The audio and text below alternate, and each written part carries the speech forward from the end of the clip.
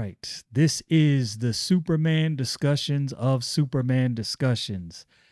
I Mm-hmm. like the Superman movie. It was extremely enjoyable. I think James Gunn did a great job.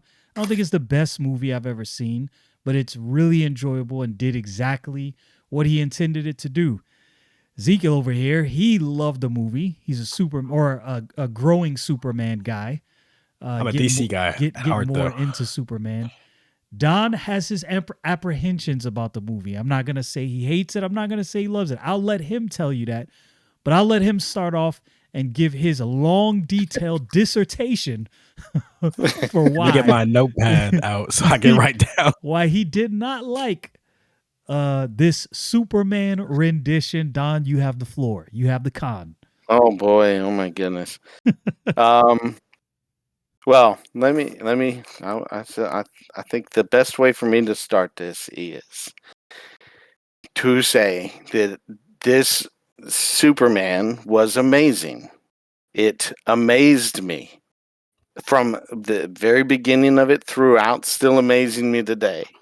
And I was hopeful through the entire thing. I really was. It amazed me. Just so many bad decisions that were made, missed opportunities, and stupid things that were in it that Oh my take you gosh. out of it. I was hopeful that it would turn it around and change somewhere and actually turn out to be good toward the end. But unfortunately, I don't get that. But yes, I mean that's really where I'm at. There's plenty that you could say that's like cool shots, this and that. Um, there's a lot in the editing that after watching it, I have watched it 4+ times. Fairly tired, so I fell asleep during one of the showings quite a bit. So, but still saw a lot of it. But I wake up and I say, "Oh man, I missed that scene that I was looking for." Uh, like little things that I was trying to figure out. Steve Lombard, when the message is revealed, and we're going all full on spoilers, everybody. Okay, so don't watch if you don't want spoilers, because Or we'll get Don into might the say, go ahead and details. watch because he doesn't want you to go see this movie. Or, go ahead. Yeah, it doesn't matter whether you see it or not, because once you see it, you'll never watch it again. Uh, but Lombard had a little lapel pin of Superman's, crest, and he took it off, at that moment. And I missed that like several times because I saw his hand up there, taking it off, but I didn't see what it was. Over and over again, I kept going back to see that. I was like, wait. I finally got my eyes on it at that very moment. But there's a lot going on. There's a lot that goes on on the screens. So it's I'm going to read you a review of it here in a moment, but the dislike I have of it is the James Gunness of the movie. And it does have somewhat to do with coming to the movie from things in the behind the scenes. So people coming to the movie with no clue of the behind the scenes. I'd say this about the Snow White movie too. I said it about it in my review that people that have no clue will come to it and they'll be like, it's okay, it's changed some stuff, and they'll give it a higher rating than people that know what a jerk, Rachel Zegler was. I think that's her name. The Snow White girl. But we're not reviewing Snow White, so let's go on. So, but there's just so much in the behind the scenes that irritate me and bothered me. And then there's this all over the place nature of things. People saying Silver Age, and then other people will go and say, "Oh, I noticed a bunch of Golden Age stuff," and I think it's just from all over the place. In fact, I look at and I can see drawings from all sorts of movies. Okay, and good or bad, that there's just a lot of drawings from the movies. Uh, I I'm not, again, the deepest aficionado of the comic books, so I don't know everything that's there. but I also know some things that probably are not there, and challenge people to show me them in the comics when they're claiming, this is the comic books. So I'd love to see somebody prove some stuff, and we'll mention some of those things. But I don't mind being thrown into the world, but we're thrown into the world in the exact way that people were criticizing we shouldn't be just a few years ago. Everything that goes. You got Man of Steel, say from just DC creating the universe. Not trying to compare the two at all, but DC creating the universe with Man of Steel, and the next movie, whatever it should have been, it became Batman, Superman, and Wonder Woman. And you got Lex Luthor, and you, several things being introduced, and trying to build the Justice League right away. And people criticized and said, "Oh, you can't do things like that." Well, here we don't even have any kind of movie beforehand, and we're going right into the building of the Justice Gang, the JG, Mr. James Gunn himself. That's one of those behind the scenes that really irritated me. It's like he put it on their lapels, JG, So right there, and then he said, "No, that's not what it is. This is the Justice League, and they're called Justice Gang throughout." And I'm like, well, okay, you shouldn't have said that. Just don't lie about things, and we'll be better off. But and I don't, like I said, I don't have necessarily a problem with that. But to me, the movie is all a type of Guardians of the Galaxy movie. It's all James Gunn, and there's either a like or a dislike toward that version of filmmaking. It's overly saturated in humor that takes away from the, the meaningfulness of scenes and stuff like that. It's not that the movie doesn't slow down too. It's packed with stuff going place to place. Part of my description of it would be an ADHD movie. It's for ADHD audiences, but the same audience isn't going to remember. It's not going to be impactful for them, and from where I stand. I feel a little targeted right now.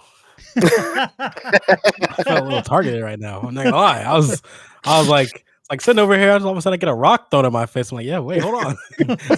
Hey. No. But let me see if I want to pull up a review. So I'm not something I did want to ask you about. Right, Mhm. you were mentioning, and this is something that I actually remember pretty vividly because I have seen these movies pretty like a lot of times. I've watched the Snyder Cut several times. Right, you were talking about the Batman v Superman and trying to build a Justice League right away in the Snyderverse. I don't think the problem was he was trying to build it right away. I think the problem was he was trying to allude to certain things like they did with Marvel and introduce stuff at the same time because they were doing both those things in those movies. You know what I'm saying?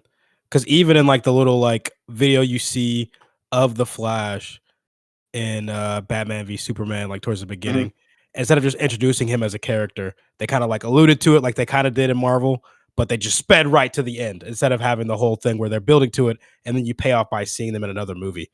And I think the difference between this and the Superman movie is they didn't even do the build. They just had the characters there. Like when you're reading a comic book, right? And you see a character appear, does it have like a 2-page essay about where the character came from? Even in a comic book like the Rippaverse, characters will be introduced and there's no explanation on them. And sometimes they'll have their own comic books, but it's like I think the and you were also talking about people were saying that they don't want to do that. Like they don't want to be thrown into a world at an exact moment. But what type of people were saying that? Was the Mhm. comic book fans saying that, or was it just the normies saying that? Well, it's And the comic that's book fans that are getting James Gunn comic book movie fans. So I they're the ones mean, that were saying that. But you get what I they, mean though, right? yeah, I understand. So That's my main I thing. wasn't trying to get into this. So, but the crowd that were trying to hold back from doing that. All right, and this is like an essay in itself of Right. that movement, but would have been like Man of Steel was a good start, and follow that up with, say, Man of Steel 2, or an introduction to some other whatever other character you're about to introduce into the movies and stuff like that. And they were wanting to take it slower. The studio was pushing for something more, right? And and there was the criticism against doing the massive get Justice League in there as fast as possible, trying to do like Marvel did within 3 movies, Right. show up with the Justice. Yeah. That Yeah. was And I think the we can. I think we can. criticism Yeah. against it. And I And think we that's can what I'm both saying. agree. It's It's like like, this is like completely different. It's the criticism. It's the same people, do similar you think people. they're doing the They're like, same no, thing? this is the wrong way. Right. Because I don't think they're doing the same thing. I think they're both definitely different. Like, I don't I'm not know. even really trying to judge that. I can Yeah. tell they're not introducing it. They're telling you from So the it's more of like crawl at the the people who are beginning. enjoying it now are the same people that were like, we don't want this. Yeah, but let's let Don lay out his case though. Yeah, sorry. I Go didn't ahead. mean to. I didn't mean Yeah, to. I didn't mean to yeah, this is cut you like a off. I was thinking about different that. kind of Sorry. theory. Yeah, yeah. But Continue your soliloquy. My fault. yeah, but So, from the crawl, we're thrown into the movie. So you like Star Wars, you accept that and you go with the story that you're told, or you don't accept it and you say, I want to see all that stuff before. But you know, I could go either direction with that. So like, we could have the crawl could have been that there's been metahumans and all that, and just done a beginning story of Superman when he introduced himself, rather than 3 years later too. It doesn't make a matter to me really, because he chose to be 3 years later. Superman's 30 years old, so it's just a different Superman. We just don't know what happened before. As far as with where the editing comes into that, um, after watching it a few times, my position is it doesn't make a lot of sense for him to crash land and then have the healing moment and then leave not fully healed, not learning anything, and go to the same fight that we didn't get to see before. And I've thought about it a few times. They could have saved a fight with the Hammer of Baravia for some time later on in the movie, and I think it would have played better, especially if you gave certain time to build characters and stuff like that. They give up, the Hammer of Baravia is gone after the first, scene. You know what I mean? He pulls off the helmet, he's Ultraman throughout the rest of the movie. Okay. Yeah. Okay. He I thought you were speaks gonna while say he he's was Hammer of completely gone. Baravia. I was like, Yeah, this is all weird stuff. This is just stuff that I'm like, what are you doing? He speaks when he's the Hammer of Baravia. He responds to Lex as the Hammer of Baravia. He never speaks again throughout the rest of the movie. He screams a couple times toward the end. Like, what? Why did you become mute after that? Doesn't make a lot of sense. I when I saw the Hammer of Baravia, just brief little things that they showed you in trailers and stuff, I was like, man, that's a great moment. That could be a great introduction to Lex Luthor's armor, in his way of fighting Superman. So I think that's a totally missed opportunity. To me, just completely missed. But I have some other criticism about that. But I've got this, so I'm not completely alone. um, and I'm not saying that I hate the movie. I hate missed opportunities, though. But my brother's review. Yeah, it's more or less what I was afraid it would be when I heard James Gunn was directing it. Didn't hate the movie, but didn't love it either. It's just a massive overcorrection of the problems with Man of Steel, which itself was an overcorrection of problems with Superman Returns. Though strangely, it still recycles some plot elements from Snyder's movies, when I would have expected them to say, been there, done that, let's move on. Warner Bros. Inability to learn from their mistakes amazes me. It's like Joss Whedon's Justice League all over again. Liked the cast mostly, hated the costume, Didn't care for the soundtrack. Fights run too long with Superman getting beat up and disrespected nonstop throughout. At least he does save some people occasionally. Humor constantly undercuts dramatic moments and prevents them from having any weight. Plot is weak and a little too crazy. Still, kids will probably like it.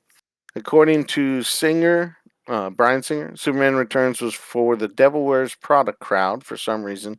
Man of Steel was for the Dude Bros. James Gunn's movie is for Gen Z kids raised on TikTok. It's basically a Marvel movie with Superman in it. So that last word, basically a Marvel movie with Superman in it, is more what I'm uh, disliking about it. And I knew this from when James Gunn was being told he's going to come in and be the head of DC Studios. I was like, no, don't do that because he's all kinds of Marvel. And Marvel is headed completely in the wrong direction. And that's proven out since that announcement. So, in fact, that same time frame is where John Campea said, hey, we're going to not talk about any movies before this year. That was 2022, around there. And said the second highest opening for a superhero movie is this movie. Like, that's a low bar because the only thing above that's Deadpool, Wolverine. And that's not really a good movie per se. It's fun, entertaining, and all that, and people enjoy it, and I have no real problem with it. But it really, it's it just is. It's there and whatever. But it's not like deep and impactful. It's where I would stand with that analysis. But yeah, it's a Marvel movie with Superman in it. It's not really a Superman movie. It's more like a Guardians of the Galaxy. It's what James Gunn is specializing in. He's putting out Peacemaker and Creature Commandos. I mean, those are the I didn't like things that are Commanders. kind of like the basis of this world that he's in. And I think my criticism of Superman himself is he's too, not in a strength necessarily way, but that may be too. But he's too weak. He's whiny. His his manner is just not Superman to me. Now, I actually grew up, I got some comics as a really little kid, but when I grew up was John Byrne's remake of Superman. And when John Byrne remade Superman, there was all the time he was getting hit with something, he didn't know what was happening, he was trying to figure it out, getting beat up, thrown into a building, into the ground, all kinds of stuff that he had to recover from. And he wasn't invincible in the way that is talked about in older comics. So I'm not as familiar with those. I'm familiar with John Byrne's way of dealing with it. And so this Superman is weaker than even that, though. So, for example, Lex Luthor learning how Superman fights. There's just too much going on for Lex Luthor to have done it all. But Lex Luthor learning how Superman fights and creating, I think I heard 2,500 fight moves. Somebody said 25,000, but I think it was 2,500. That's too many. Then he's got to train his dumb clone to remember all these fight moves and do them. Wasn't he being controlled? Being controlled by being told what they were. And no, people were literally using joysticks and stuff like that in the room, remember? I don't think so. I think they were just controlling maybe those cameras and typing in and shouting out those same numbers. Now, that could be. It could be somebody I don't know. is somehow controlling that. But why would you be controlling a fight move with a joystick? You just put it in, and therefore the computer would do it. If that's the case, that's the case. But I don't. That doesn't make any sense really to me either way. And I look at it like a boxing match fighter. So like Superman fought against Muhammad Ali in the old comic books. Back in like the 60s. So, but if you've got two fighters fighting each other, they're going to be trying to learn each other's moves and stuff like that. So if you learn somebody's moves, that doesn't mean they're never going to hit you, never going to um, dodge an attack or anything like that. But that's how it plays out in the movie, and that receives a criticism from me. This is too much beating up. If he stopped his blows and hit back, you know, more of the time, like he did at the very end of the fight once they started getting done with it, then it would have made more sense. That makes him like a stupid Superman. He's like too dumb to realize that he needs to stop this man's way of Yes. fighting. That bothers me to have a Okay. stupid Superman.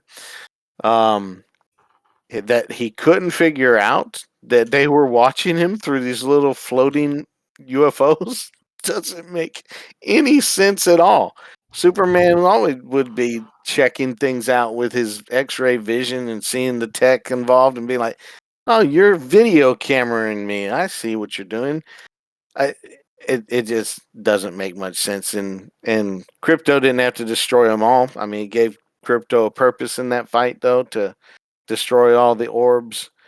Um, but yeah, I mean that upon real examination, those things will fall apart, and a lot of things could have been moved or reused. So it's like I said, it's the missed opportunities thing and stuff like that.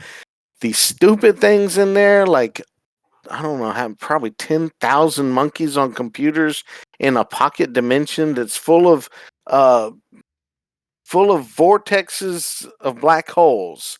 That it's like, what are you thinking? The whole Minecraft area, they had to throw that in there to get Minecraft people to watch this movie, The Pocket Dimension. That's what that place was. 8-bit graphics for anti-proton river that somehow held Superman inside of it till it got to a waterfall before the black hole. It didn't make any sense. I got so many Those kind things. of things don't make sense. I got so many Um, thoughts. I got so many thoughts because it's Let him cook. Let him finish. Let him yeah. finish. I'm gonna let you cook because I'm thinking as you're. I'm like, okay, yeah. interesting. Well, anyway, Lex Because the Luthor stuff you're saying isn't recreated the ridiculous. So Big I'm like, Bang. I mean, I could buy a lot of the things, but there was just too much of it in there that has no explanation. I mean, you got prisons that are just glass cubes, and people are in there for 3 days straight, out in the open with each other. Makes absolutely no sense to me. I've seen prisons, people keep people prison in comic books, and they keep them in, prison cells and stuff. But I couldn't figure out who. I know about the girlfriend that was there in the pink, but I couldn't figure out who else was the other people in the prison. That may be a lack of comic book knowledge for me. There's maybe people that were supposed to be recognized. Um, but and I don't mind necessarily no explanation for stuff. You got Mr. Handsome is there, uh, you know, guiding the ship. It's like, okay, introduction, we'll see something maybe later, maybe, you know. Um, but it's more or less those things that fall apart. So the stupid thing, the monkey bots, it could have been done by his little henchmen that were doing the fight moves. Uh, there's no reason for all that. And plus, most bots that are putting out these things are fake anyway. They're some kind of AI programming. So, uh, it just there's a bunch of unnecessity for stuff like that. But how does he have time to do stuff like that? That's the real big question for Lex Luthor. Lex Luthor, I don't know. To me, he's a petulant, spoiled brat. So he wasn't really menacing to me. As closest he got to it was doing Russian roulette with the one character. And like, okay, this guy is actually vicious. No, he did something that okay, you're going to jail for the rest of your life for. But anyway, um, more uh, hypno glasses. They actually went there. They went there and confirmed it. Guy Gardner's sitting there saying he wears hypno glasses, which distorts his face. Is not in the comic books. I challenge anybody to find it at all. In the Golden Age, in the early days, they went to a hypnosis to get Lois out of it. And then Superman used hypnosis on a kid 2 pages later, no hypno glasses. So there's no such thing as hypno glasses. I again challenge anybody to find it in the comic books. The story that was given did not show a comic book that had it. It showed those comics about hypnosis. And it was like one other time that he used hypnosis early on, and I think they got away from it because it was probably they probably got some letters about it saying shouldn't be doing that. Getting back in the 30s and 40s, they was actually I think it was the late 30s. But anyway, but I challenge anybody to find that. What else? Confirming. Okay, so changing the lore of Krypton bothers me because I don't know of any except for Bad Dream version comics or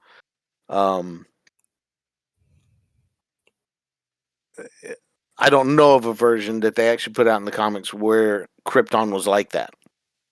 It's like making Zod into his parents, and that is the opposite of every incarnation that I can think of. So making it where they say take over the world, kill everybody that doesn't agree with you, doesn't follow you, and have a harem full of women is like that's not Jor-El and Lara. That's not Krypton. And if they had done it where he made it up, where he and the engineer had created that and they passed it off as true, and people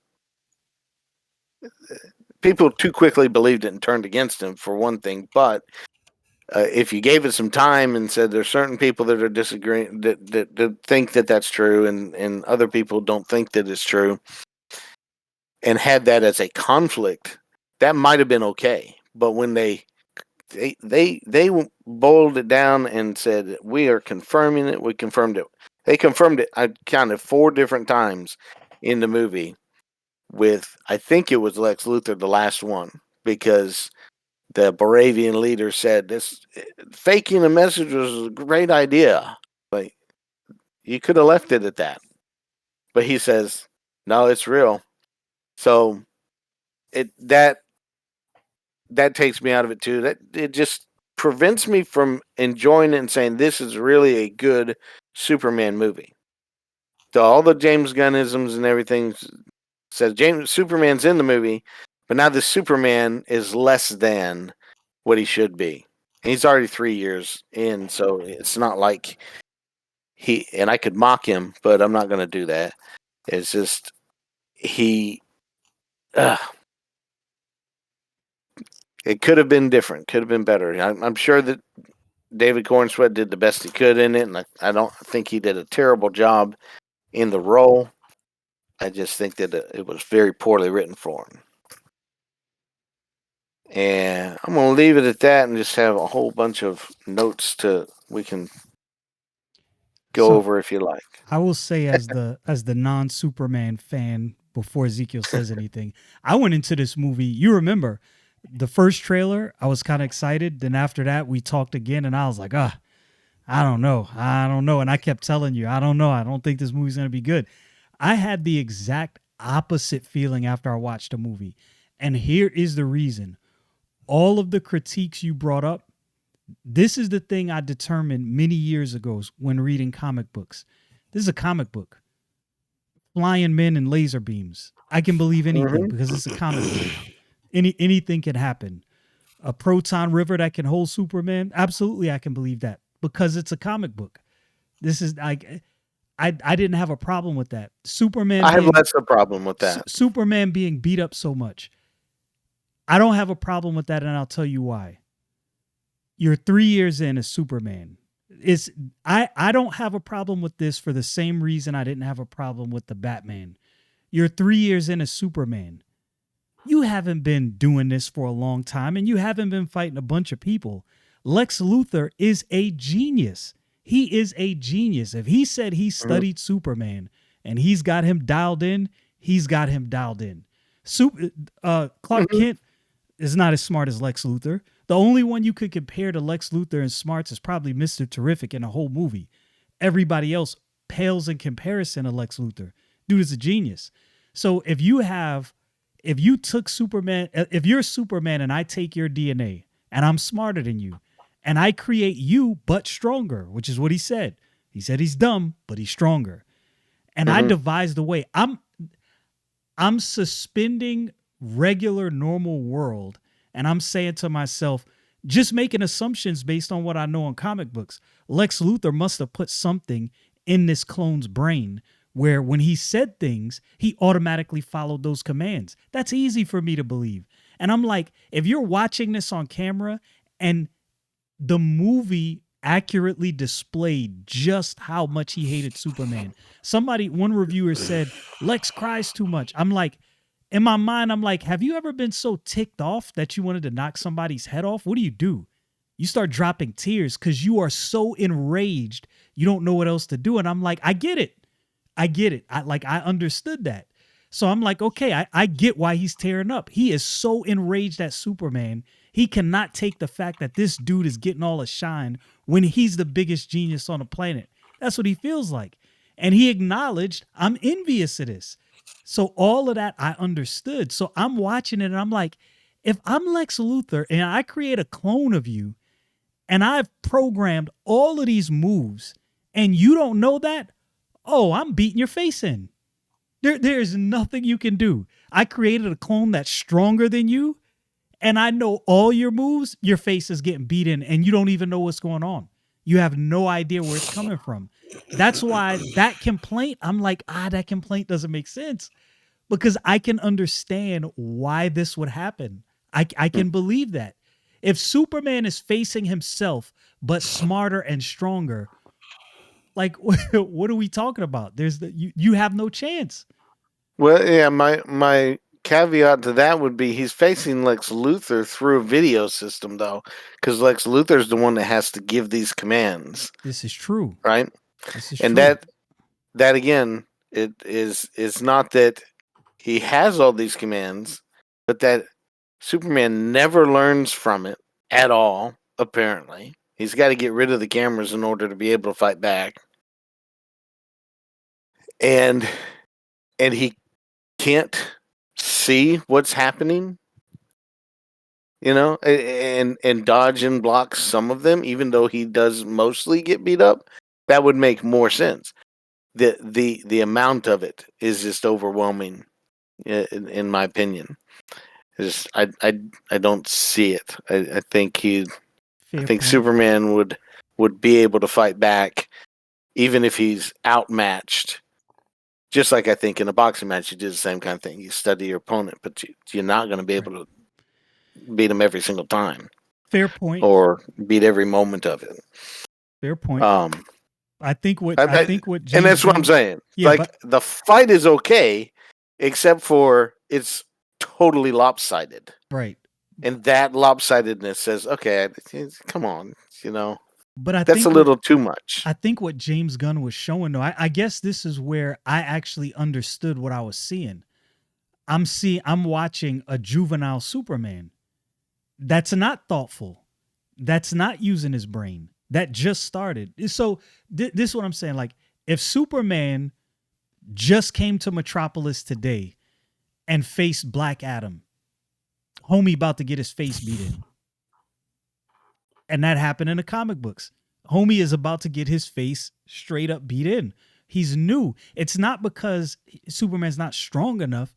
Is that like Batman, right? In the Batman movie.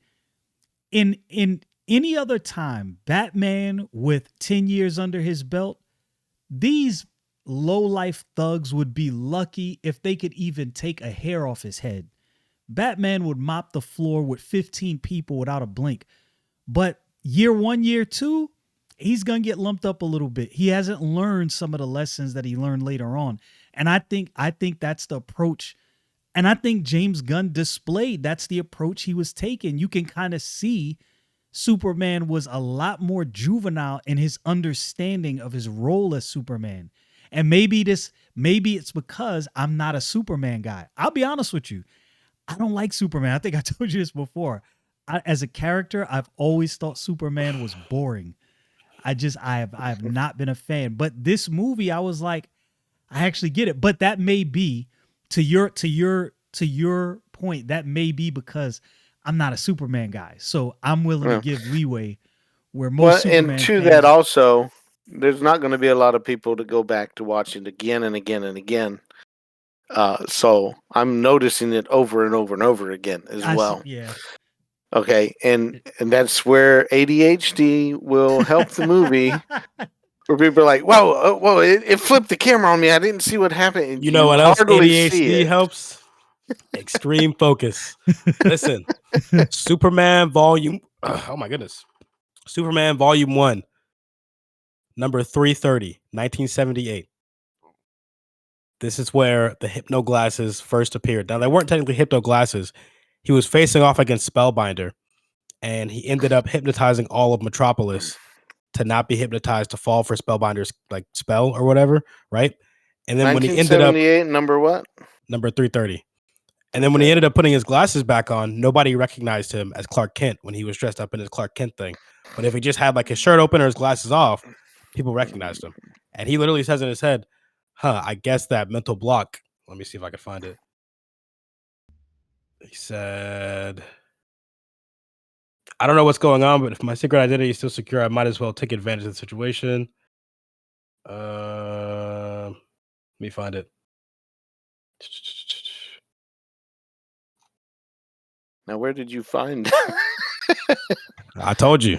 Is there is there like a website? There's a here. I got if you check the chat right quick. I had this locked in. This is Superman number. This is Superman number 330 from 1978. 330. 40 and it wasn't years really in. The glasses themselves that hypnotized people, but it was the fact that he didn't have them on when he was doing the hypnotization. And then it ended up becoming the thing where if he had the glasses on, people just saw him as a completely different person. Because at the time in the comic book I'm reading, Lana Lang knew who he was and knew that Superman was Clark Kent. Then when he put the glasses on, she was like, wait a minute, you look completely different. Like, I know you're the same person, but you look different. So that's where the hypno glasses thing came from. Let's see. It does exist. It's not just out of nowhere. Now, the thing about his parents, still not a hypno glasses though. If he's hypnotized them before, and it's just made it where he wears the glasses and it looks weird. That's a different thing. I mean, it is, but that's because again, it's confirmed by Clark that he says, "Yeah, but the glasses." And Guy Gardner says he wears hypno glasses. They make da-da-da-da-da. There's a difference between saying he hypnotizes somebody and then wears the glasses. And this is probably one of those attempts at an excuse to say this is why he's not recognized while wearing these glasses. I am on Comics Archaeology. I think it's just trying to explain the comic. It's not actually showing it. Yeah, no, I sent the link for the actual comic book in the chat. Yeah, and I think this is one of those things where is like I said, especially as a non-Superman guy, right? Like, even if I was a Superman guy, I could accept this because it's a comic book. Nothing to me. Nothing is ridiculous in a comic book as long as it's done well. I can accept it because it's I will say one of the biggest things that I was noticing in a lot of your critiques, Don, is you were like, because another thing you said was like the movie wasn't impactful. What comic book movies are impactful outside of being a good comic book movie? Right, it's very few. I know. I disagree with you. They exist. Yeah, they exist. That original Superman, it was impactful. But I'm just saying, like, normally, I'll take Man of Steel, Superman, outside of like Superman, Man of Steel, and the Batman, you can't really name Snyder's that many Justice League. Captain Whoa. America. There's the a lot first of 'em. Hold on. Avenger. Okay, hold on. Let me get my point across. Y'all double teaming me. Impactful. This I feel like Iron Man right now. Hold on. Gotcha. let me get my shot off. Right? There's movies you can name, obviously, but for the most part, even when you read a comic book, yes, there are comic book stories and comic books that are very impactful. But at the end of the day, it's dudes in tights fighting each other or figuring out different problems. Right? So when you're reading a comic book, do you have this level of Batman or Superman did this really ridiculous thing. I'm not gonna like this. That's my main thing, especially when you're trying to draw so much from a comic book, because the amount of ridiculous stuff that happens in comic books is kind of crazy. There's a comic book where Batman literally has a villain called Bootface, and it's a dude that he kicks so hard in the face he has an indent of his boot. This was a New 52. The ridiculous stuff like that happens in comic books. So is there no reason to have a pass for stuff like that in movies? Is that just movies just can't have unserious stuff? That's like one of the main things I was noticing, and I was like, well, yeah, I was less saying that for like that makes it a bad movie. Is it's just going to be there and be thrown away. It'll be forgotten quickly. yeah, but I think there's a lot of even stuff in comic books that are just like introduced and never thought of again. Like, okay, John Burns, even himself, he was talking about like he actually also redid the introduction of how Krypton was set up in his run of Superman. He got a lot of flack for that back in the day, right? And he even talks about it where he was like, I was trying to have a reimagining to actually give it more character and to recharacterize how people saw the Kryptonians, right? And he had to write how Kryptonite affected Superman differently. And he even said, okay, well, instead of his planet just blowing up, we'll have his planet blowing up from Kryptonite. That's why he's, a lot powerful to it. So I think there's a lot of stuff that people will do. And people will have like this different rating system when it comes to people making a new comic book versus people making a new comic book movie, right? Where they're like, oh, if they make something new and if it's, adheres to the character and it makes sense, it's still bad, right? Now, I'm not going to say, every new thing that somebody adds in from a comic movie is great, because a lot of times it isn't. We've seen the Batman. What was the one with George Clooney? I forget the name. Oh, we've seen goodness. a few of those Don't even movies. Batman and Robin. We've seen a few Batman and Robins. You're about to get Batman and Robin, George Clooney. Well, right hold back. on, listen. Coming. But we've seen That's James Gunn's favorite. Oh, we've seen the 2020 flashes, right? I will not watch that. Where there's a lot of movies. We will where be they brothers will in add arms in. on this. That is your next Batman, man. We will be brothers in arms on this one. Flash movie. Oh my goodness! But you get what I'm saying. Where there's things people will introduce in comic book movies that aren't good, and there's certain things introduced where it's like, oh, that's good. Like Harley Quinn didn't exist until Batman the Animated Series. Yeah, most people don't know that. Like she wasn't a character, and she was so well received in the show, they added her to the comic books. So that's not to say that like people can't add in good things to comic book movies. And I think like obviously, I don't like as a movie itself. I give Superman maybe like a 7, a low 8. Right? As a comic book movie, as a Superman comic book movie, I give it a 9. I thought it was pretty good. Just like the difference in how I would rate a movie like The Batman. The Batman as a standalone film, like its actual film aspects are a 10 out of 10 movie, and it's a 10 out of 10 Batman movie. But I don't think you should critique every superhero movie from like a film dude perspective, because then you get the whole Martin Scorsese, everything that Marvel's ever created is bad, right? I don't think everything Marvel's ever created is bad. I think especially in the first like 2 to 3 phases of MCU, it was some really great stuff. But as like standalone films, it's like, they were okay. And I think that people are critiquing Superman maybe too harshly, and there obviously are some that are critiquing it a little too softly too. But I don't think that everything in the movie is bad. Like the monkeys on the computers and pocket dimensions, I don't think that's a bad thing. And then you also did mention the fact that how does Lex Luthor have time to do all these things? Lex Luthor is a 7th level intellect. He's on the same par as Batman. Nobody asked if Batman has enough time to do this stuff, but Lex Luthor, who's literally in the public face doing all this crazy super scientific stuff, definitely would have time to do all this stuff. But I will say, me and my dad were talking about it, and we were saying that we have a theory that Lex Luthor got a lot of this stuff from Darkseid, but that's a whole separate conversation. But that's a few things that I was like noticing you were talking about that I had written down where I'm like, okay, I don't know about this too much, but I wouldn't say it's a perfect movie. Like I think some of the gave to it pretty good, right? Not ridiculous. Like where it was talking about, I think we were talking about it felt like Guardians of the Galaxy-esque. I could see that a little bit, especially in a character like Guy Gardner. My one thing would be, what's a scene where the humor oversaturated a serious scene? Well, it's all that. It's that's that's commonplace in Marvel movies. No, but I'm You talking have a about big the thing Superman happening. movie. Okay, Right. big does, things yeah, are that happening, and then a joke takes you out of it, takes away the somebody gets weight of their it. head sliced clean Like off. Is like that's what. that looks like it hurt. That's What was that now?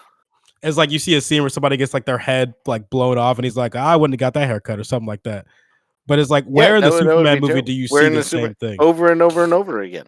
Give me one scene. Well, okay. How do I work it? I don't want to work it backwards. Yeah, sorry. Because the first thing I thought of was at the end. The And end. you have Lex Luthor responding to Superman. So they let Superman's speech happen. And then Lex Luthor goes, "Oh, that's beautiful," and then I'm gonna kill you because I was given the right to do so. Da, da, da, da, da, da. And then boom, Crypto comes out and beats him up and throws him around like Hulk threw Loki around, somewhat. Okay, I'll concede to that exactly. scene. Because I remember that scene. I'll concede to that scene. It was But kind of that's at the ridiculous. end. He bit him in the crotch, right? What other scenes? Because I'm curious. Because I saw the movie. There was a few situations where I'm like, it's pretty funny. And there was like, I think one other scene where I was like, I don't know if this fits. But how people are describing it, they're saying it like every single scene, something happens, somebody cracks a joke. And it's like, oh my goodness. Because you have that problem in Thor Love and Blunder where that was actually happening in the movie. He said Thor Love and Blunder. I got a scene for you, Don, which is probably one of the ones you could say this for. When he's talking to Pa Kent and they have that really good moment, and then his mother walks out and says, mush. Yeah. Yes. I was like, that kind of killed that scene. It really does. Yeah. It give it a little bit longer to breathe. And okay. Beyond another scene, just all this stuff off the top of my head. Should have gone through and thought about through the whole thing.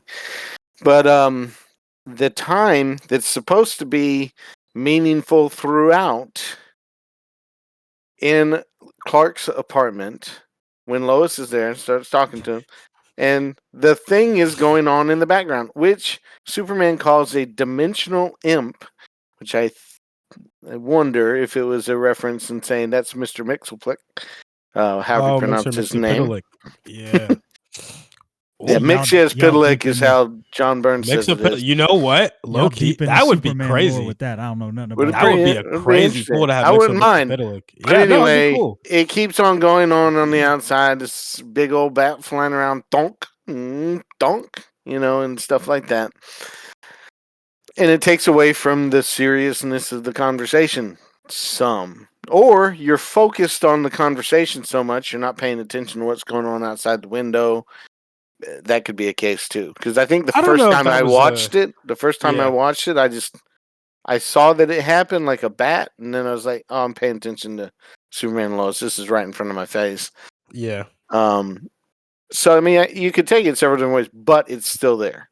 I don't know if that would count as a comedic scene, though. I think it counts as like a way of like world building, where it's like these metahuman things happen all the time, right? Because I where's the comedy in that scene where he said that's just a dimensional imp? A big bat smacking him multiple times and donking off of it. Smacking him. I don't know. Yeah, Green Lantern's got a big bat going, what donk? Yeah, but that would be like saying every time the Green Lantern does like the big fist thing or a bat, it's funny. Like I don't think that was a comedic scene. I think that was a scene to kind of like some of that is world build and kind of like explain like, yeah, this metahuman stuff happens all the time pretty often. It's not like a ridiculous thing in this world. I don't know if that would count as a comedic scene. The other ones you mentioned, I'm like, you know what? Like you just said, fine with that and fine with it showing, but on rewatching it, it is played loud enough where it keeps on like trying to get your attention. And so I think that, like I said, the first time I saw it, I could smile at it and say, okay. And I went and focused on something, and then I heard somebody complain about it, and then going back, I'm like, oh yeah, they did really try to pull you back into that outside. Lois takes a look outside during the conversation and stuff like that, and I can see the criticism there. Okay, but is it enough? Is it enough to draw away from the actual movie? Like, is it On Well, a again, scale of 1 this to is 10, the what do you rate it? building On a scale of 1 to over 10, and what do you rate it? over and over again. These things keep going on. Okay, Right, but let my me main thing is, speak. like Let me speak as the non-Superman guy. I'll tell you what I took from that scene. I took Lois trying to reconcile. You're not gonna help these dudes, like what's going on out there? And Superman's like, nah, they got that. That's not a big deal. And they continue with their conversation. And Lois is trying to reconcile. Wait, this looks pretty serious because you saw her look over again. And Superman's like, nah, they're fine. It kind of shows the competence of the Justice Gang, which is crazy. and that's what I took This from is it. my point. This is my point again, is that people are taking it in different ways. Right. So you're taking it that particular way. I'm not really taking it where she's doing that again. She just gets a distraction out of it, and I can see it.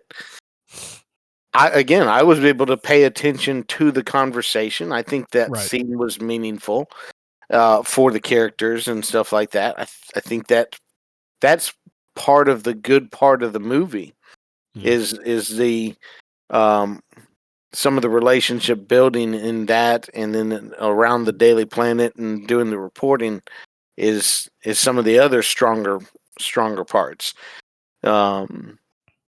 The hecticness of the movie and the action with Superman, which is the most of what he's doing anyway, draws away from that. Now, there's several other moments, and I noticed this the first time. I don't like James Gunn's way of putting in music to play for action scenes and stuff like that. I don't like it, so I'm not for it. I'll put up with it.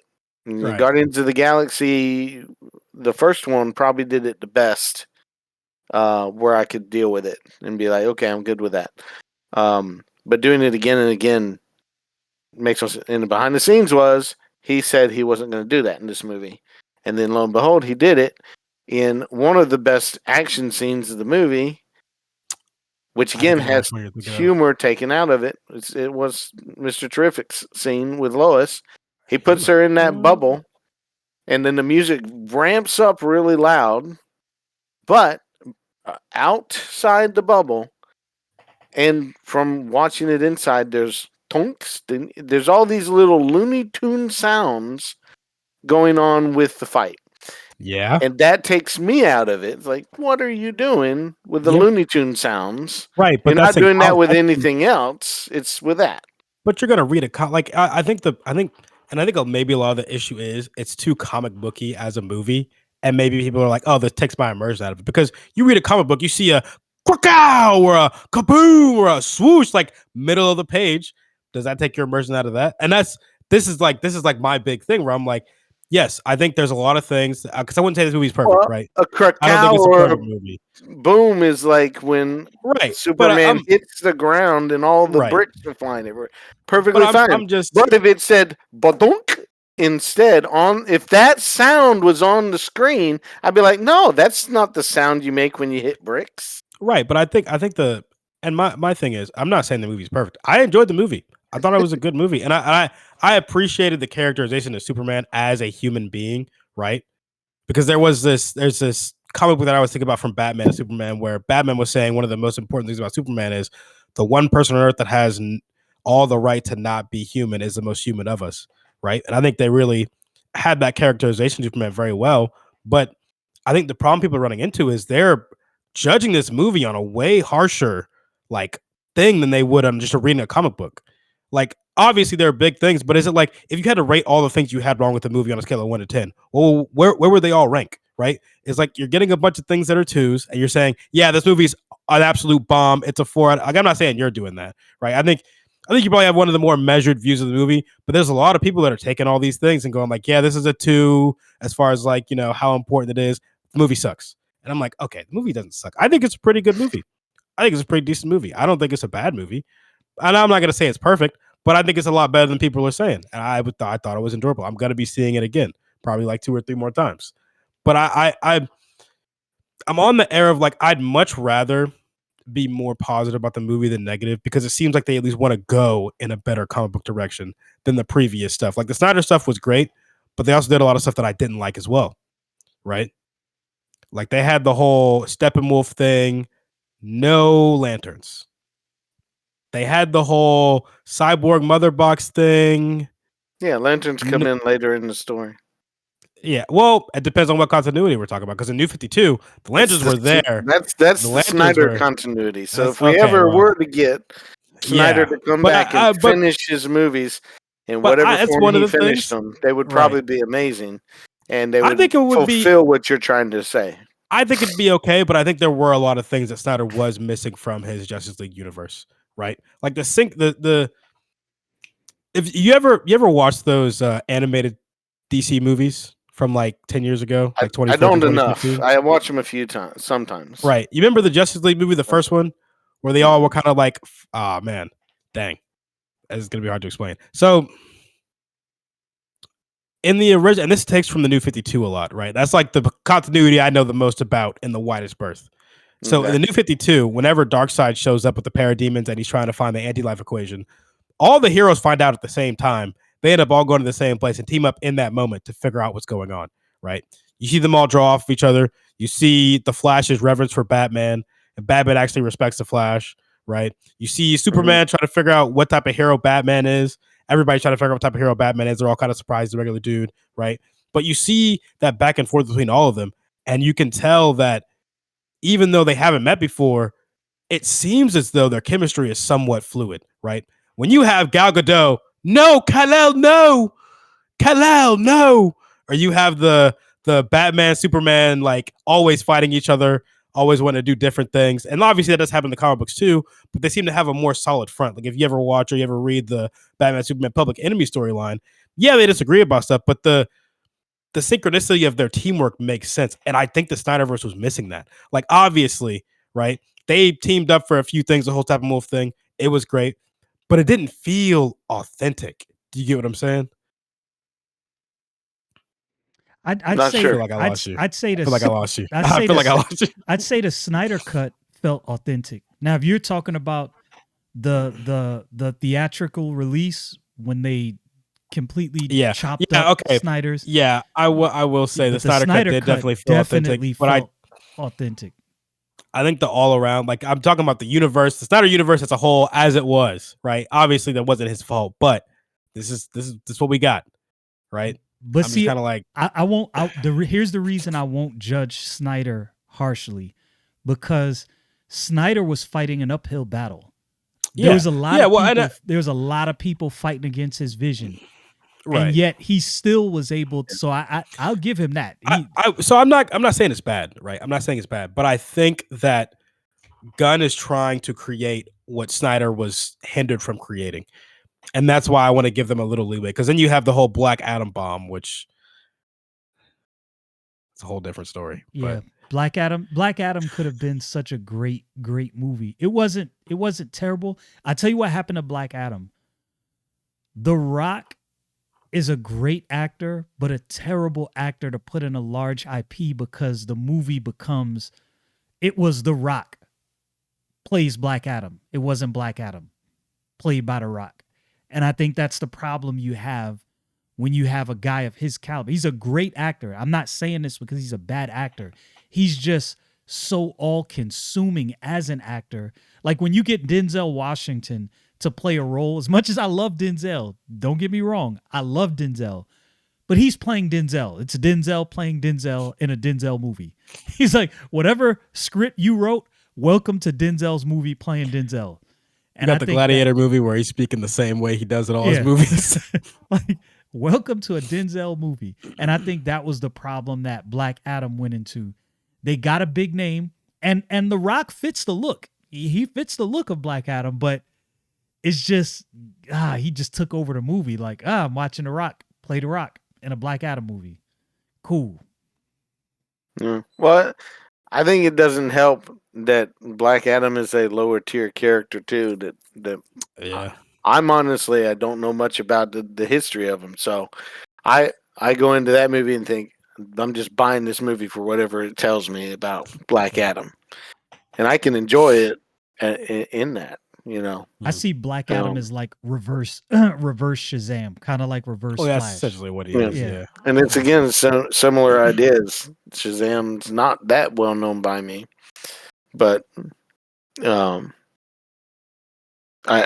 So I buy into the movies again, Right. and I like And both of the Shazam movies and Black Adam. and Yeah, that Shane that movies may are be really good. why I like Superman. I like this Superman because I'm not that much of a Superman fan, like at all. Like I said, his comic books are That could be boring. my thing too. His comic books Well, are I wouldn't boring. say that. I've been getting into them. They're not. I'm sorry. Nah, you got to find the right one. I'm Because sorry. I'm coming to the realization throughout the conversation, like maybe my apprehension, a lot of the things that I like about the movie are things that maybe Superman fans don't enjoy. Right. And I got to get more information on that. Because I didn't That's think it kind of the feeling was. I got. I got the Yeah. Because feeling as that I'm. people who are not really Superman fans, and it might be Yeah. that James Gunn made a comic booky movie, but a comic booky movie that the masses will like. Which in that case, if I'm Don, then I'm like, bro, what are you Yeah. doing? What are you Yeah. doing? Like this Yeah. is Because it not seems like all the stuff the that movie Don I'm is looking saying for. it isn't ridiculous. Because I'm hearing a lot of ridiculous stuff about the movie, but Don is saying like actual, like logical understanding of like the movie one. And then he's like, no, this is actually my problem. Like, it's not bad, but I don't like this. I'm like, you know what? He might be winning me over. I'm going to be honest. I'm like, I'm being galvanized right now. Well, and then, like I said, I mean, I'll read that comic book a little later, but even just what I read about it was the exact same thing I was saying. Was it's not hypno glasses? It's that there's a hypnotism that happens, and I get that. So don't. And this was I watched probably 50 to I don't probably more different review people reviewing the movie. And some people will mention something and say that they like it, and the same person somewhere else that dislikes to the same degree the movie in total will be the opposite on that exact same point. So there's that a lot going on.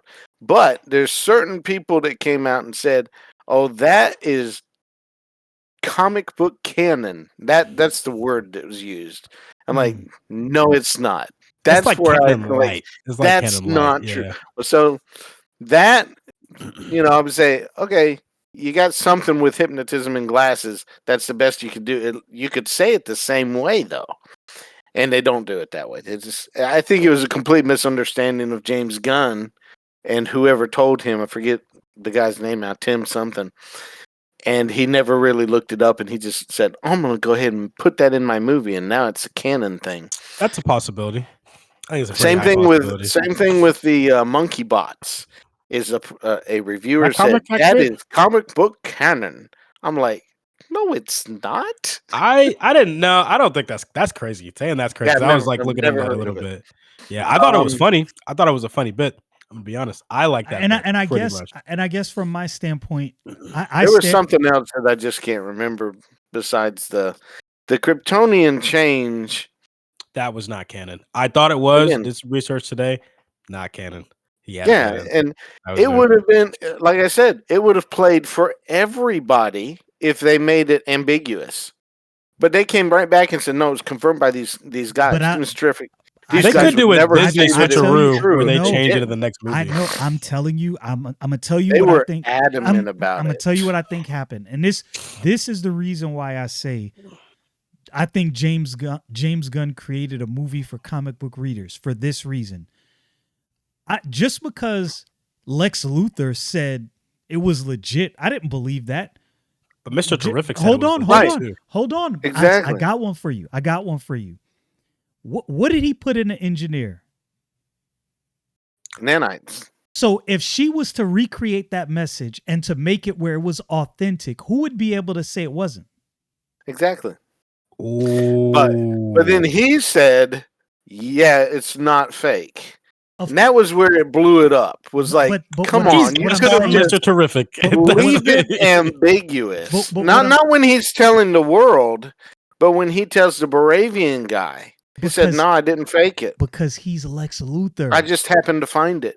You can't believe Lex Luthor because his mouth is moving. Well, you got to understand, too, Lex Luthor didn't tell her to recreate it and fake anything. But what I'm saying is, what if she did and even he didn't know it? And this is what I'm saying. As a comic book reader, again, I'm on your side with it. I wish they'd have played it that way. But So what if If they'd have there come out and is said they got a certain number of computer experts to do it, said they so didn't prove that they got something them to just do came it. across my desk just but now. what if they do And that several things. next? That's kind of what I Something was getting at. something just came across my desk just now. I'm thinking, right? Because we were talking about this the other day, Mr. Thinker. Dark Side is involved, and the nanotech lady was actually from Apocalypse, and them kind of using all this stuff to make people not trust Superman as much would make him leave and make Darkseid coming to this planet and taking the anti-life equation a lot easier. Well, no, it said in a movie she was special ops. She was from here, but I'm my theory. And that's the backstory. My theory is Luthor got help from Darkseid. That's my that theory. I believe. That's my theory because I think James Gunn did pull a lot of what Snyder was already doing because that's what happened in the Snyderverse. Lex Luthor was pretty much calling out to Darkseid. He found out about Darkseid, however he did that, never was really flushed out. Steppenwolf. Yeah. But I mean it was never fully flushed out how he got to that point. He didn't really get a chance to flush all of that out. Neither here nor there. But I do believe James Gunn is, I mean, he biting. He jacking from Snyder, which I'm not mad. If that's something you jack from Snyder, I'm not mad at that at all. And I saw little elements from all kinds of movies, right. like cloning Superman from his hair is taken straight from Superman 4 to create Solar Man, whatever his name is. I've Ultraman. Nuclear Man. I've learned. Yeah, I've make learned him. to accept Why make that. him Ultraman? Well, hold on. Because somebody in else. Crisis on Infinite Earth. Well, yeah, I was confused about that too because we said Ultraman. I'm like, so there's a few things I was going through my head when that happened because I know Ultraman's the alternate version of Superman that's powered by kryptonite. So whenever somebody was like, "Oh, what are we going to do about the kryptonite problem that's on this planet?" When Lex Luthor said, "Oh, I have a fix for that," I thought he had his own store he was powering his Ultraman person with. That's what I thought. Yeah. But now I'm like, yeah, why did he name him Ultraman? But a little weird. The thing, Yeah, but instead he's a Bizarro type of character, which would make. I mean, that would lead into something. But it seems to be wasting Ultraman. Call him something else. I don't know. Let him be the hammer. Let him be the Hammer Baravia through the whole movie. Why do you even need him to be announced to the government as part of your team? You don't even need that. Just the Raptors and the engineer could have been your team. Let Ultraman, just let him stay in that uniform, and let him be the Hammer Baravia throughout the entire movie. That would have made some sense to me too. Yeah. And then his armor gets picked off of him, and you say, "Oh, what? This is a Superman clone." And somehow he becomes Bizarro later on. Would be fine. I think he's dead. Because I think the Superman universe is probably dead. I don't think he's dead. But I tell you why I didn't have a problem with any of that. And I have grown to accept this from this angle. I'm reading Ultimate Spider-Man right now. Ultimate Spider-Man, other than Spider-Man, Peter Parker being Spider-Man, really changes everything about how he became Spider-Man. Well, I guess when he became Spider-Man, how all of that played out. It's an alternate universe. I'm okay with that. But there's other books where things have been changed, like a writer will come in, take some leeway, change some things. And I'm like, all right, I'll accept it. I'll allow it. And that's happened throughout comic book history. There's always some writer that comes in, changes something, adds something from somewhere else. The movie universes, I'm like within the past couple months, my mind has been changing on this. The movie universes are extensions of that, right? This is a writer.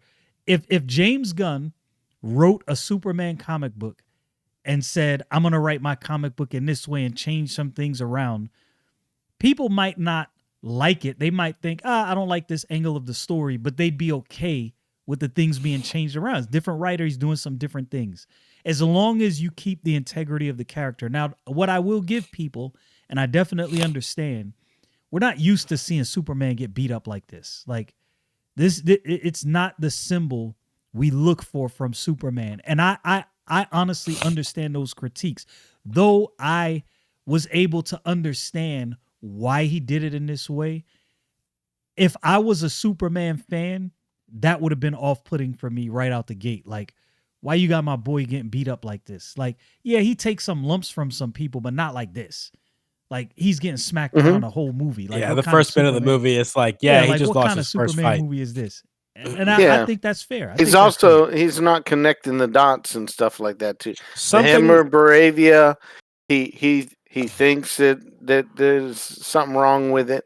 I mean, they come out real quick with Bravia saying we have no connection with this Hammer Bravia. Like, why would you do that? It doesn't make much sense to me either. Let him, that could have been part of the Baravian storyline, was that they had a way to fight back Superman, so he shouldn't interfere with their sovereignty again, or something like that. It would have made yeah, more sense. There's a whole lot to that, but the things flying around him were then flying around Ultraman, and the engineer, and Superman knew that the engineer was with Lex, so I mean, he should have been able to see the two things flying around. But wait a minute, he did figure it out you eventually, did though. that. But something I will say that kind of makes me a little mad sometimes, and I know you probably know this, Don. Superman's a nice level intellect. Bro is unironically one of the smartest people in the universe, and that's not really epitomized a lot of times in the movies, right? Mhm. Because even the Henry Cavill Superman, but he wasn't really clocking for him all that much either for a lot of like stuff that he would deal with, like the whole Lex Luthor using him to fight Batman instead of just telling Batman, hey, we should team up against Lex Luthor because he's one of the smartest people on the planet. He was like, I guess I'll fight Batman. You know, Well, I see it a little different than that, but I I don't guess go that's to fair. the I guess that's extreme fair. of saying he's all that smart. But I do, I know what you mean, but I don't Yeah, know. I don't know which comics I would go for. Like I say, I read John Burns, yeah. and So, John Byrne Superman's has this thing where Lex Luthor would be more intellectually formidable to that Superman, but he mm, didn't have a Fortress of Solitude and stuff like that. He didn't go and do experiments and stuff like that. That's more that's that Silver Age before it, for sure. Um, and yeah, you wouldn't see that. I think one of the things I don't like about people's critiques is something like, we don't need to see the Superman origin story because we've seen it so many times, and they are thinking about all kinds of cartoons and all kinds of TV shows and stuff like that, because there's only been Superman and Man of Steel. Those are the two origin stories of Superman that we've did we seen not on the get it big with the Christopher screen. Reeves one? That's Yeah, that's Superman. what you That's the said. Oh, first one. Superman. I Superman. was like, because I Yeah, know so we there's didn't get it with no Superman Returns. no origin story with this one. Yeah, Now, because and Superman Returns was supposed to be Christopher Reeve continued, and then they're like, well, we can't keep doing this Don, and for various reasons. I'm surprised you actually had good things to say about Superman Returns. I remember we talked about that. I actually walked out the theater when I went to see that. I In remember. 2006, Yeah, huh? I walked out the theater. I got up and walked I out the didn't think it, theater. I didn't think it was that bad. Ray Palmer Superman was pretty good. It's not I that liked it. Ray Palmer Is wasn't a good Superman. I just Brandon Ralph? or yeah, Yeah, no, whatever. he plays Ray Palmer in a different show. Yeah, I That's why I know. said Yeah. that. I was like, I shows you what I know about. I did not like the movie at all. I walked out. I think it was It's very dark. 45 minutes in, yeah, 45 he steals minutes. his kid with Really? his wife. Yeah, I walked Man, out. I did not like that movie. I Never watched it think again. if they had given you the actual version that still needs to come out, with him being at Krypton at the beginning, The one that J.J. instead of just Abrams, saying you. the one that No, no, J.J. no, Abrams wrote. no. This is the Bryan Singer Superman Returns. Okay. He's at Krypton, and it's all destroyed. Like he says in the movie, he tried to go find it and it was all destroyed, but they thought it would, survived or whatever. But yeah, there's a whole scene that really gets you into the movie that way, Right. instead of trying to tell you about it. I think I have a problem with a lot of movies that just try to tell you how to get into a movie. This is what's going on and just gone. Star Wars is kind of the exception to that. It's just telling you a backstory and then you go into a movie and you're introduced to everything. But when the Crawl tries to tell you how you're supposed to feel about stuff. Like, nah, it doesn't really necessarily work for me. Yeah, I definitely get that. But I'd have to try to remember back to a lot of movies to see it. I don't mind being thrown into a world. There's a movie that I love called Masters of the Universe, and they just throw you into it. You talking about the original? That original He-Man movie? Masters of the Universe, He-Man. Yeah, Man, that you went way back. You went way back. and I enjoyed the movie, but looking forward to the new He-Man. I am. They're gonna see where that bring goes. it to Earth, and that doesn't make any sense. Yeah, I'm looking. They got a whole world to build around them.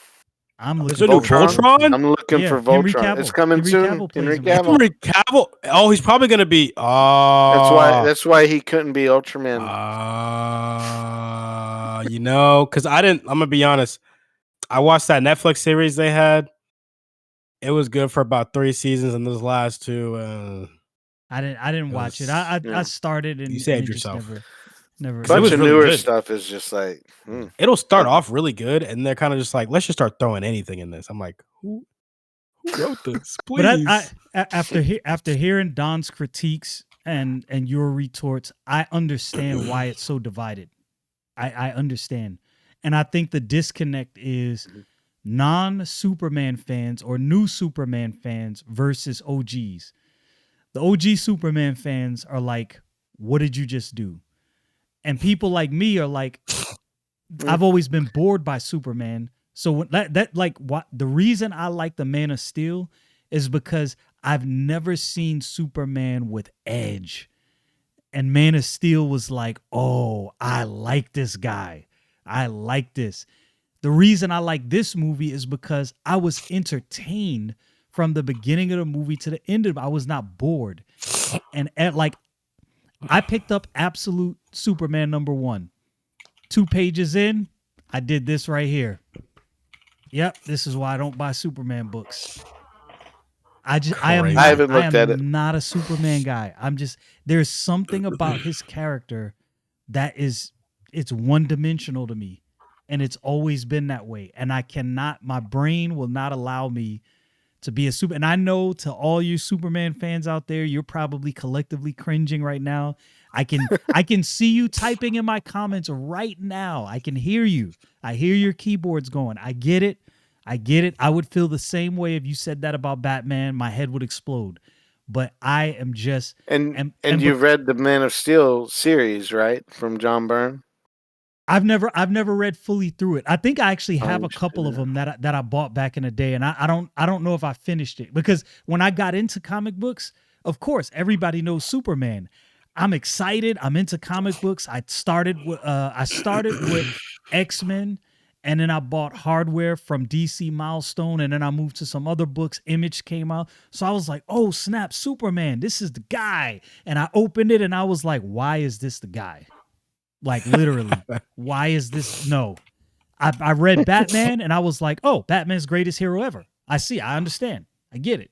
Superman, and I think maybe that's what James Gunn was doing. He was trying to attract, because there's more of me than there are of you. You know what I mean? There's more people like me that don't really know anything about not a Superman fan like that than there are of Superman fans, and maybe that was his gamble. Like, I'm going to try to attract people that don't necessarily follow Superman like that. But I don't know, because Rob Liefeld, who is a Superman guy, he said he loved this movie. Rob from I'm confused about that too. Rob from Comics Explained. Now, I don't know many people online that know more about comics than Rob from Comics Explained. And that's just being honest. That dude is a comic book encyclopedia backwards and forward, and he loved the movie. So that has me conflicted. Like, I think they're both more Marvel guys, and I think that would be my explanation. I agree with you. Yeah, Rob is definitely more of a Marvel guy. And I'll give that to you entirely. That the more Marvel enjoyment you have, the more you're gonna like this Superman in this version. But I'm a DC guy though. Okay, but do you love the Marvel movies? They're okay. They're okay. They're all right. Okay. Like if I had to rate them as movies, I think like the highest I give one's like maybe an 8. Okay. That's crazy talk to me. Well, it's like they're great Okay. comic book movies, but like I'm a film guy, so like as a film, like the highest I give one of them is like an 8, and I think that's Captain Winter America, Soldier. the first Yeah. Avenger. Man, I that give was- Winter I Soldier. still The think first this Avenger I holds. give as a movie like a 6, but as a comic movie, it's a 10.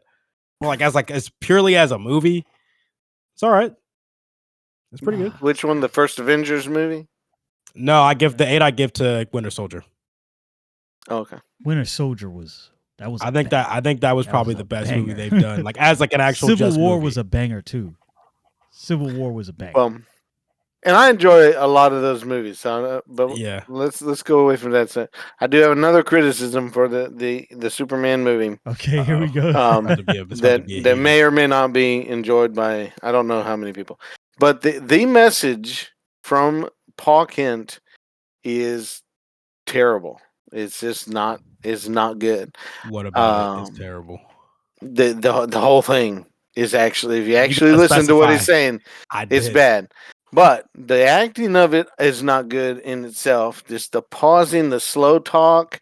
His eyes cannot figure out where to land on Clark on the cue cards. It's reading his line. I don't know, but his eyes I are know the exact. flashing back and forth I know so the exact. fast. No, because yeah, you might be right. Because like his eyes were doing this number, like back and forth. They were Like back before and that forth. screen came, I You do remember rarely that see because something that I fast. mentioned something to the person I was sitting by. I'm like, why is his eyes doing that?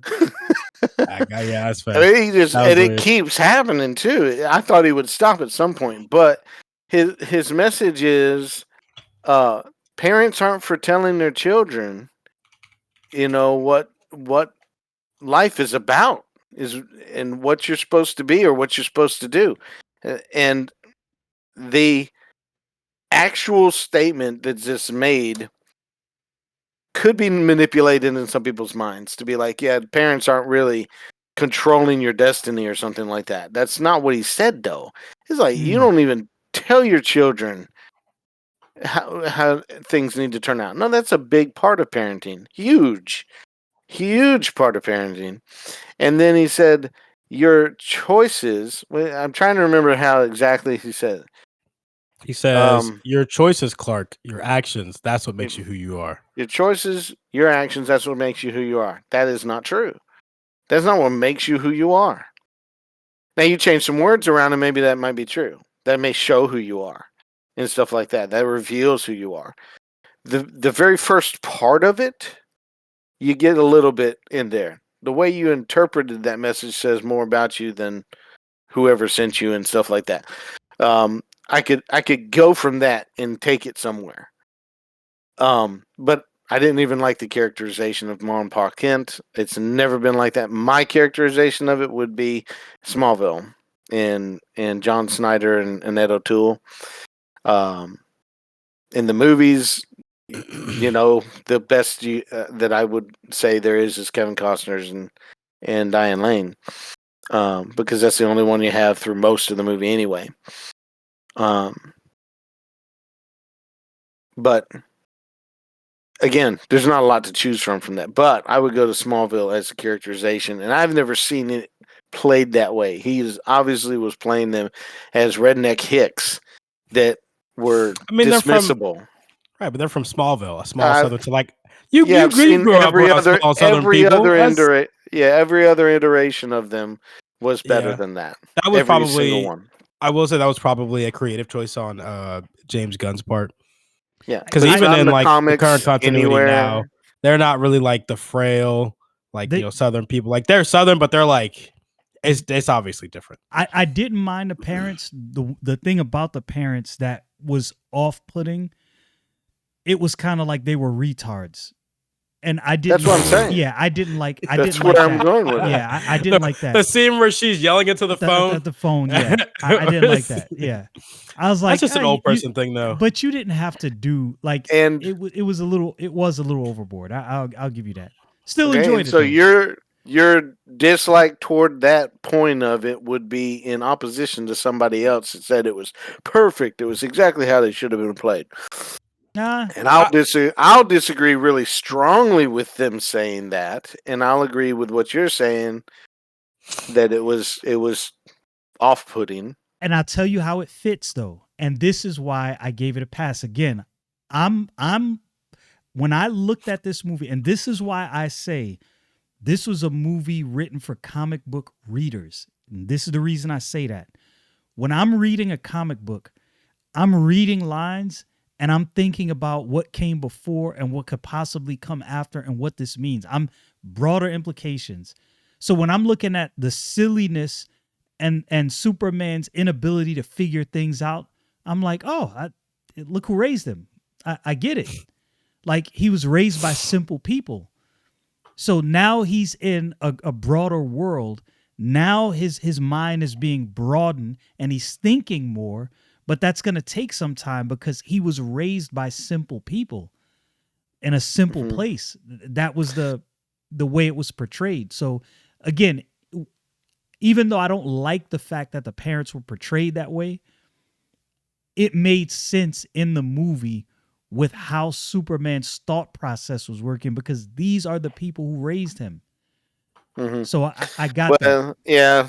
I mean, my counter to that would be reading Birthright. Superman Birthright kind of portrays that from the perspective of the paw, that he's frustrated because his son is so much more than he is.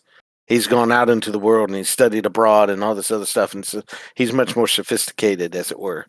Not that he's this character. I'm just saying it shows that idea that he's beyond him, and then the struggle that exists in that. But this is just more. It's like, yeah, they're there. They're really throwaway, you know. And a lot of this movie has that feel to it. It's just throwaway. I'm not even getting into the Jimmy Olsen issues. Oh, you didn't like Jimmy Olsen? I probably know why he didn't like Jimmy Olsen. I like and dislike because the ideas hasn't. I don't know. I'm not a huge into Jimmy Olsen to figure out everything about him, right? So he doesn't have to play a big part in it. He was fine as far as doing the part of actually being a reporter and being part of that.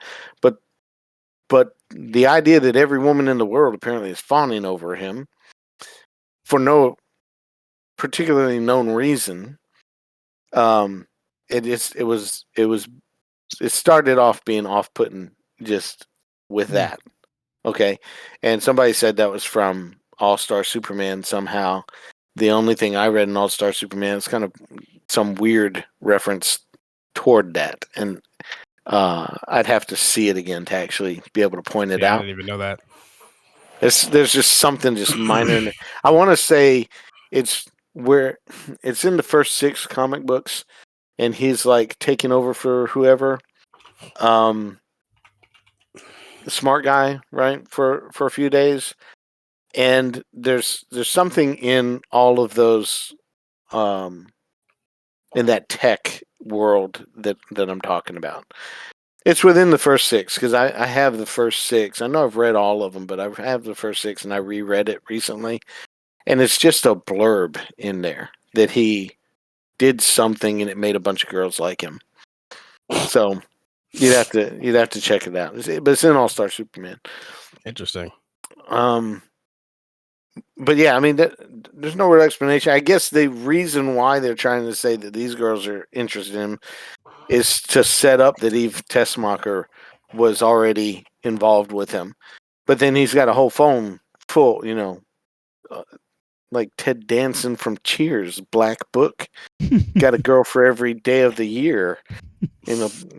I did think that was kind of weird because I've been watching Superman and Lois, and he's in that too, but that's not really the characterization that he has. So I'm like, okay, interesting. Yeah, I've never seen it characterized this way. Usually he's, just his best friend. That's his best friend, or he's just a photographer in the paper. Yeah, or something like that. Again, Smallville, carries it out a little bit more. Yeah. So it's more but that's a different character than you saw Off in topic, on movies. topic. I would like to know what your opinion would be on Superman and Lois. I don't know if you've seen it. I started watching it. I thought it was pretty good. But as a Superman fan, I'd be curious because a lot of people like that one. Well, I need to get the seasons basically on Blu-ray because I started watching it, but I was watching it the way it was coming on was like I guess it was on CW. Yeah. So I could see it occasionally, but you couldn't watch it for long, and then it would go away. So if I didn't catch it in that time, I was missing stuff. It just wasn't going on. Yeah. Yeah. At one point, I hated the outfit because it was far too stuffed, and it didn't look real. It didn't look like his muscularity was there because you saw him in his what do you call that stuff? The farm outfit, the plaid shirts, overalls, the plaid shirts, and stuff like that. And then you could see what his actual build is. And then you saw him in the Superman's, like he's all puffed up. And the things that I was disliking, I was like, no, that looks bad. That just looks terrible. So you got a buffer dude to play him. It could have been that, or I mean, he didn't look bad. I thought when I saw the Supergirl crossover. Oh, Supergirl show, I thought that he built himself up beyond that. Toward this show, because he was also in like the it was DC just the obvious. The obvious where you're like padding. They're putting muscles in this suit. Yeah. I was like, this doesn't look very good. And then I think the S got smaller at one point, but I can dismiss things like that, because I enjoy the New Adventures of Superman, Clark and Lois with Dean Cain and Terry Hatcher. Yeah. Okay. Interesting. I enjoy that, and they were changing the suit a lot, trying to figure it out. For a while. Do you ever end up watching the old animated Superman show?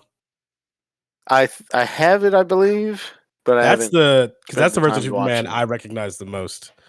Right, that like iteration, because I think that one's pretty good too. But I'm also not like a big Superman guy, so I'm like very curious to what like a seasoned Superman fan would think of something like that. Because as a Batman fan, I have my own apprehensions about certain things from like the Batman universe. And it's like, it's always interesting what the comic book people will think versus people who aren't necessarily more invested in that. Yeah. And well, it's what we were talking about. And like, for what I saw for, it's Lois and Clark and Lois. What is it? You talking about the new cartoon that came out? Superman and Lois? No, I'm talking about the new series show. you just had. Superman and Lois, wasn't it? Superman and Lois. Yeah, Superman and Lois. What I saw of it, I was fine with it. It was, it's like a TV show. And I heard a lot of people really like it, and good special effects and everything else. So it's probably this generation's Smallville, basically. I mean, same. But then channel. they cut it short. Now here's my problem. This is another reason why I have this problem with this Superman is that James Gunn decided he was going to cut off all other types of Superman. So we're cutting everything. It's all done. It's all just going to be one DCU. It's all one. There's no Superman except my Superman. That's it. But he's allowing there to be two Batmans. He doesn't necessarily want it. Well, that's because the Batman is one of the greatest comic book movies in the last 10 years. Well, could be that. Actually, when did Logan come out? And okay, so you're going to see the contrast between the Batman and the new George Clooney version of Batman Robin. I'm going to be so honest. If James Gunn ruins Batman, he's going to not have a job for 20 years. He's not working nowhere for 20 years. And this may reveal. Feeling in Don, in a few years, that Batman Brave and the Bold comes out and it's hot garbage. I'll call you personally and be like, you know what? Wasn't familiar with your how can we get rid of? But you were right. You were right. This is where I think it'll come out, and I think it might be even. I think it would be less divided if you can't. And this, I'm saying this right now, you can't do a hokey Batman. You not in movies.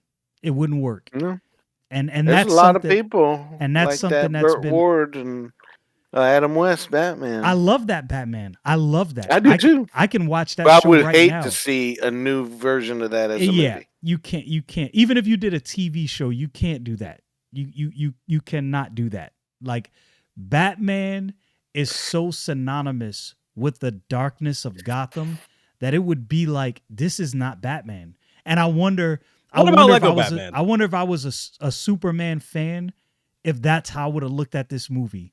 That's what I'm wondering. Like as a Superman fan, if I would look at this movie and go, bro, what was this? But then I'm confused because there's prominent, like legitimate Superman fans that are liking the movie. I've seen several videos, people that I'm not really familiar with, but they're, self-proclaimed Superman people. This is what they like. Mhm. They like the movie. So I'm like, I'm confused. The Batman, even amongst Batman fans, there were things about it. They're like, I didn't like this, but Batman fans, I think, generally understood this was an accurate depiction of Batman, even if you don't like, what's his name? I can't even remember his name now. Robert Pattinson. Even if you don't like Rob, I will say he was a little too frail, even for a new Batman. But I was willing and able to suspend that, like I said, because comic book movie. So yeah, I can suspend that.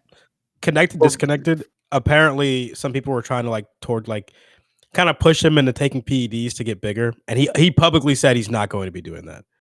I'm like, you know what? I respect that. Yeah, I respect because he was pretty big, but he wasn't like the, you Ben knew Christian Affleck Bale. jacked. Well, I can't say I know Christian Bale was on something, but it seemed like he either has like really good muscle bellies or he's got pharmaceutical help.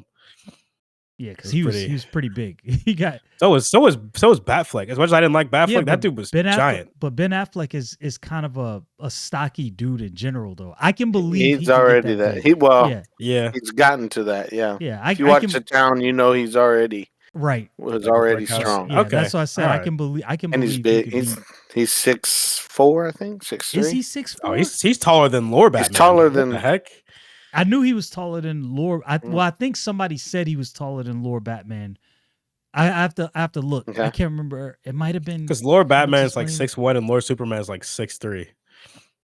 I will say this. I did not realize just how like massive of a dude Corn Sweat is, and there were certain scenes where I was like, this dude is actually really big, a lot bigger than I thought, like tall and wider than I thought. Not as wide as Cavill, but definitely a lot. He's also like 3 inches taller than Cavill, and he weighs more because he went from like 190 to 240. 2 inches taller than Cavill? Yeah, I'm pretty sure. Yeah. Because there was a big thing trying to say that Cavill was going to be Ultraman because the toy was, that 2 inches shorter. That would have been that would have been insane. Well, some people thought it was for a second because especially he with looks the hair. like him. He has a look like him though. He's I've said before he's dollar store general version of Cavill. So as much as I had to agree, you are right because I look. Doesn't matter what movies aside. Henry Cavill is what everybody imagines when they picture Superman. Facts. His face, his build. I can't even deny it. Like David Corson did a great job as a portrayal, but when I think of Superman, Cavill's whole entire persona enters my brain to this day. It was fact. Yeah, I mean, one of the things that I was looking for in multiple viewings was trying to figure out the size of David Corn Sweat. Henry Cavill is he's 6.5 feet tall, and David Corn Sweat is 6'4". Yeah, something like that. But as I look at, like I said, I mean, I was looking, and I don't really know what results he got from the gym. Is the thing. So if you look at his, his like character in Twister versus what he looked like in Superman, because he was like 190 in Twister, and he was in Superman, he was like 240. They had to like resize the whole suit. Mm-hmm. He got pretty big. And like one or both of y'all said, there's a broaderness to Cavill's upper build at least. It's also because he's a little shorter, so he fills out a little easier. I don't know if it's that, but I mean, I don't care about the 2 inches. So, I guess that's fine. Yeah. but but I see the broaderness at the top. There's just you can put them side by side and just say, yeah, Probably just has like you wider said, there's clavicles. that. Yeah. And the suit did him no favors whatsoever. The I'll agree with that. argument I'll agree with that. scene when he's in the shirt, that was where I was like, oh, I can kind of see his muscles, even though it's a loose fitting shirt. I can see his build, his chest build and stuff. But he just my copyrighted phrase, he's dad bod Superman. And What?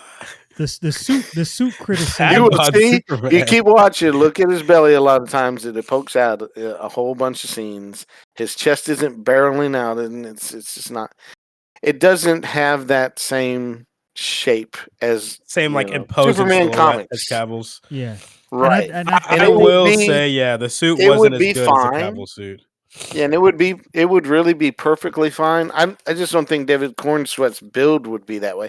But I said that when he got hired in the first place, was like he doesn't have the already built-in structure to Something get that to the shape of Superman.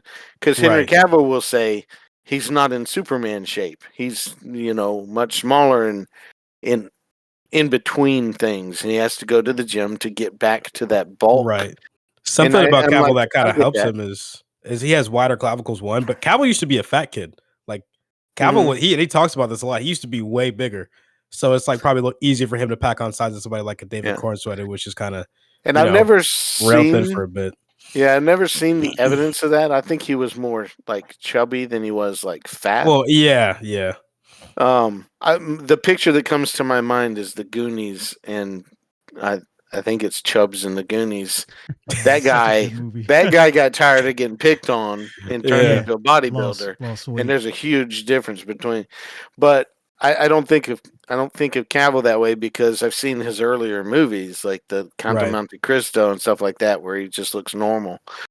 So I think he was just a little bit overweight and people picked on him for it more than Yeah. Well, yeah, it anything. was definitely when he was younger, but I mean, his But muscle bones are rounder too than David Cornsweet. So it's like, yeah, I think your point of like, especially the suit. I will say that was one of the things where I was like, man, the suit is kind of like it's not really hugging the silhouette of David Cornsweet as much as the one that And Cavill had. he was Even the big enough. Christopher Reeves one Yeah. was he could Cornsweat have was done great with a Christopher Reeve leotard. I mean, yeah. it would probably look great on him. Cornsweat Yeah. was big enough that if they would have done a more fitting suit, that would have added a lot to him as Superman. Because everything else about him, I will say, his acting was stand out with what he had as Superman. I like Cornsweat as Superman. I think he worked, and I think you could plug him in like I think you could plug him in to a Snyder Superman with that same feel and a different costume, and you'd be like, okay, I can go with this. I can go with this dude. I think that goes a long way. I will say, and this I will give this to everybody who has this criticism. I will give this to you. I believe Snyder's vision should have been allowed to be carried out. And Mhm.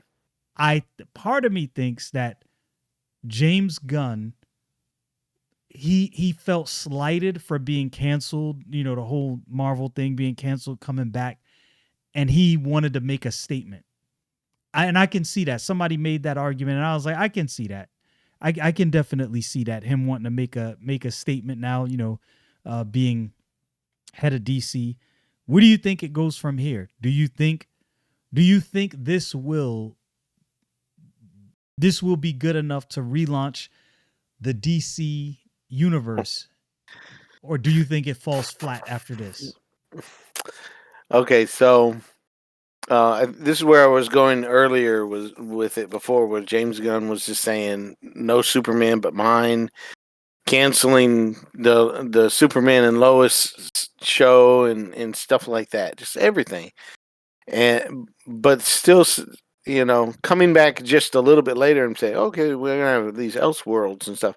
Well, if you're gonna have Elseworlds, man, just go ahead and put it in there. Tyrone Magnus said in his last video that I watched, He said if you allowed, not necessarily Snyder, but you allowed the Snyderverse to continue, Justice Leagues and stuff, and you allowed Henry Cavill and whatever crew that was going to be to take over Superman from the Man of Steel version and continue in the way that they were going to go, like with McQuarrie's script, or even something else, then it would draw in all those fans that want that. And then you would have this Superman for all the fans that want this, and don't want the other one. And then the ones that would like both filmmakers that don't hate one or the other, Yeah, you'd be printing money. you would be you would just be getting more and more and more and more. Oh, it's confusing to the regular moviegoer. No, it's really not at all. I think you can tell the difference between the two people. So there's no excuse to not do it that I can think of as any kind of legitimate or logical. So it should have been done that way. It could be done that way. They could say, hey, this is just somebody in the high ups of DC, Zaslav or something could watch that Tyrone Magnus clip and say, oh yeah, we could just print money. That'd be great. That'd be a wonderful idea. And I think, having watched Rebel Moon as many times as I watched it, both versions of it, and seeing what Zack Snyder did with that amount of money in actually 4 movies that he made, was like, wow, that's the special effects for that and the flawlessness of it, whether you like the movie or not, the effects of it and the creation of it all is amazing. And that could be done and implemented toward these things. So why did Superman from James Gunn cost $360+ million to make? And they don't want you to admit it, but it's true. So why did it do that? Yeah, I think it shouldn't. That should be 5 different movies instead. And I don't see it on the screen. There are problems with the CGI in various places and stuff. So where'd the money go toward? Somebody said it was shills on YouTube and stuff like that. And buying stuff. Now I will tell you the this. Monkeys buying the monkeys to type of stuff. Yeah, they're buying monkeys. Huh? They're training them right now. But no. This is what bothers me about it. The lies that go into stuff really bug me, because they're trying now to say how well this is doing in the theaters by lying about it. And if they didn't lie, that would be fine. But they're doing it by lies, and that bugs me. You know what I think as well? I don't know.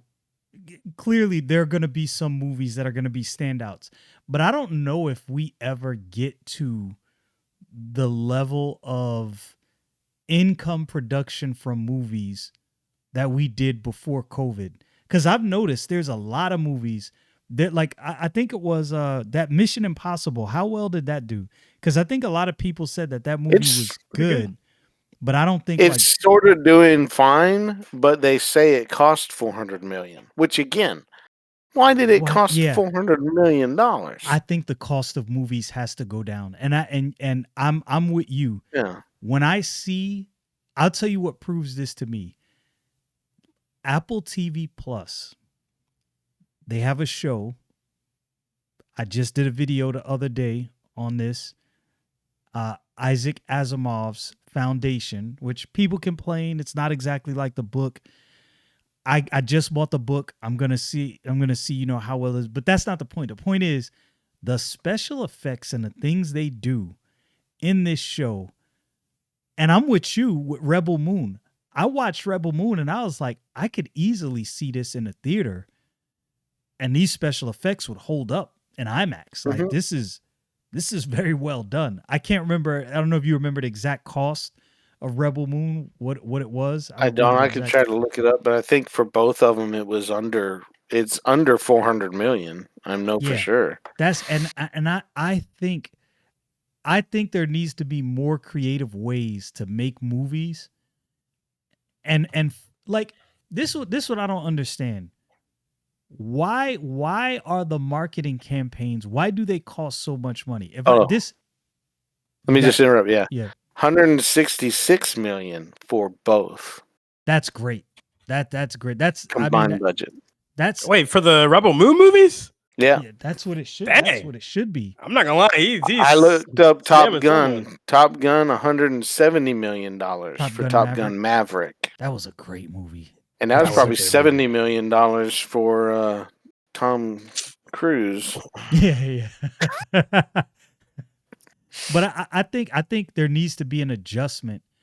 And I think this is going to be one of those areas. And to me, the real reason why streaming services are winning, they're not winning across the board, but as far as like the entertainment that's being produced, I find more movies on streaming services that I'm like, wow, this is made for streaming. This is pretty good. Like, what the heck is going on? Yeah. I think Hollywood budgets are over bloated, and they put Mhm. so much into marketing campaigns in the age of social media. Why are you spending so much on a marketing campaign? Like, Who if knows? if I'm like, let's say I do Superman Man of Steel, you know what I'm gonna do? Henry Cavill, I'm gonna pay you an extra $1 million to go out, create some social media posts, talk to some people, go on some podcasts, and promote the movie. Done. Mhm. That's what Done. Timothy Chalamet did for that what's that biopic he did? Oh man, I It's forget the Bob name. Dylan. Bob Dylan. That's what he Unknown, did for the complete Bob Dylan unknown. biopic. That's Yeah, he did a like, lot of those. I don't understand what, like, they'll say like, yeah, it was 250 million for the marketing campaign, and I'm like, what? You could Yeah, have what like, did you spend it on? that is crazy to me. That is crazy. It's a money laundering scheme. You get Yeah. get the big known at, like, for instance, this Superman movie, right? I think they said the marketing campaign 200 something million or something like that. Okay, Corn Sweat, he's your Mhm. Superman, right?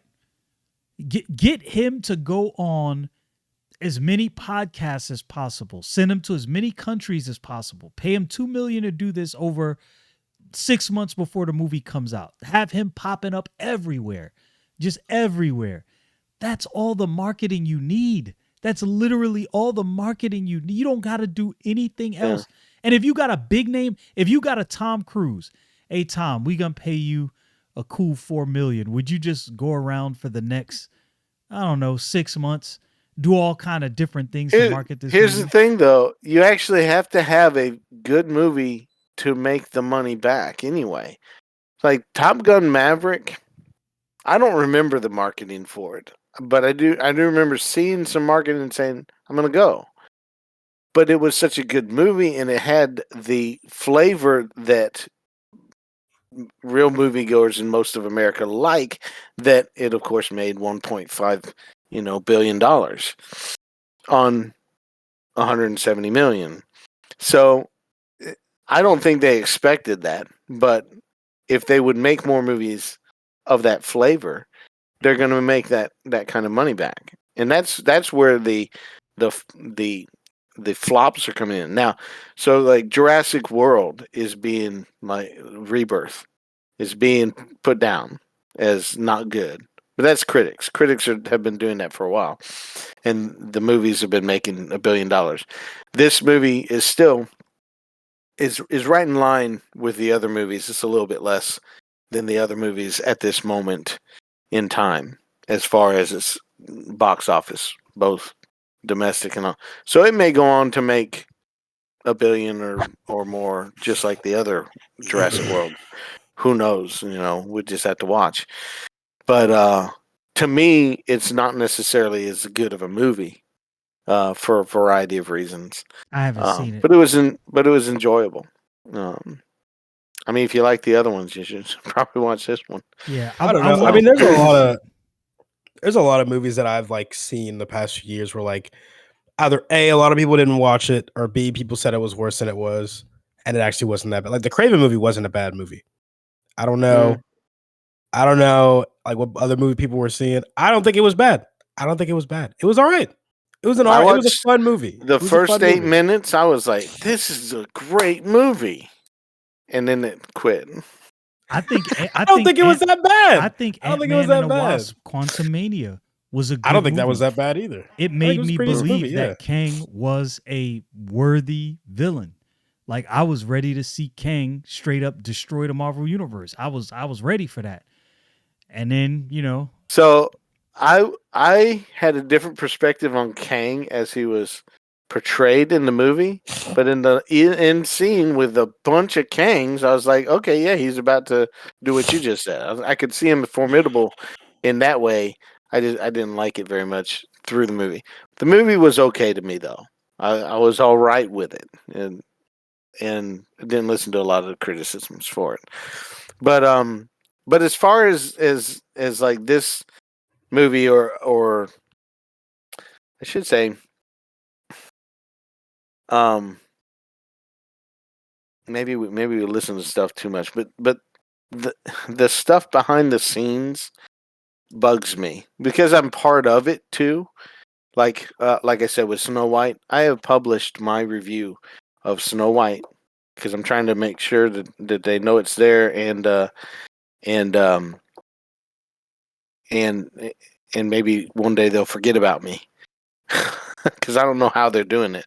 But I published my review for Snow White more than 30 times because they keep taking it down. And so they show the audience score as 70 something percent or whatever it is. And then if you look at the all audience, which supposedly has all these jerks that don't watch the movie and rate it low, it's much lower. Um, and so, I keep publishing mine because I'm like, why in the world are you not allowing me to publish mine? They kept up Jurassic World Rebirth for it. They kept up F1. They kept up all these other ones, but they're taking down my Superman review. Like, That's weird. why are you doing that? Why would you take down my that's Superman kinda review? weird. And then they're saying 96% positive. Like, yeah, because you're taking down reviews that show a negative look. And you're claiming they're not verified as well. Yeah, I still say it's a good movie. I think Superman is a good movie. And I think it's a good movie for this reason. I'll say for this reason. It was fun. It was enjoyable. At no point was I bored. I didn't think the script was all over the place. I disagree with that. And I'll tell you, I'll tell you my evidence. I don't think there was much of a script. I tell you my evidence of that. I took Brooklyn to see it because she didn't see it. She wanted to. So I said, were you able to follow the script?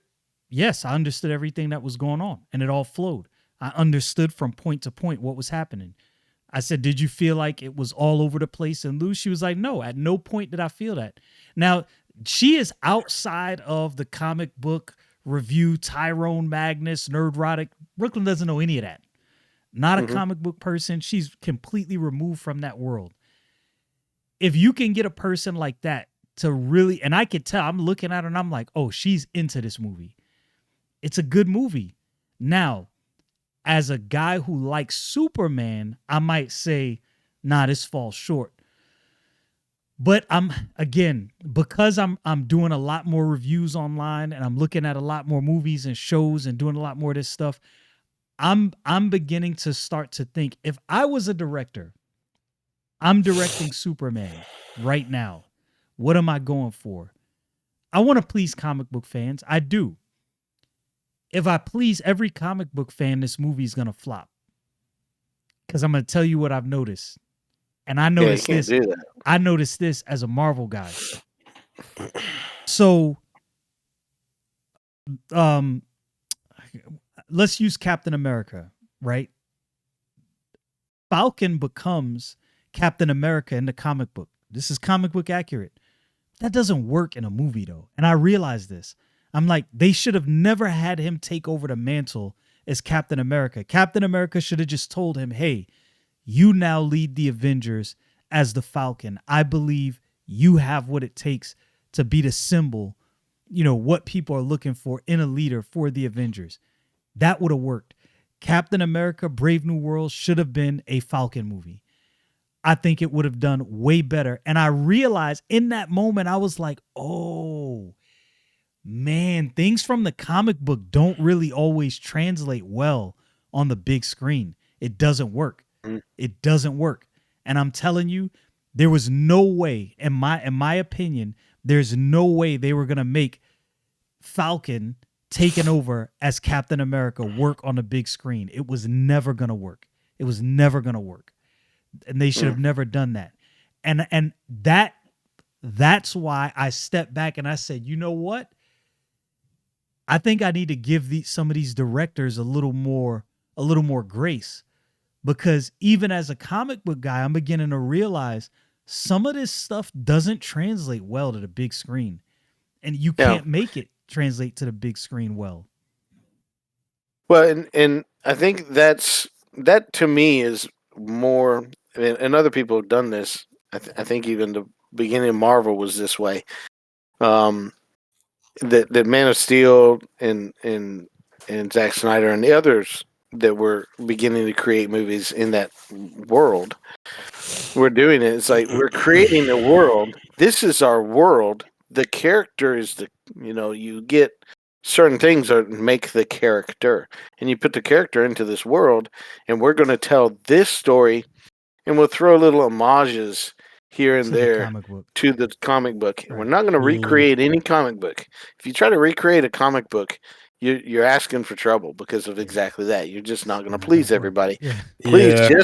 just homage those comic books. Right. And in the DC universe, there's so much that to me is homages to comic book imagery and stuff like that. Right. And there's, I think that's undeniable, and people from all sides should have admitted this if they haven't done it already. Is this that Zack Snyder was very good at that, and Absolutely.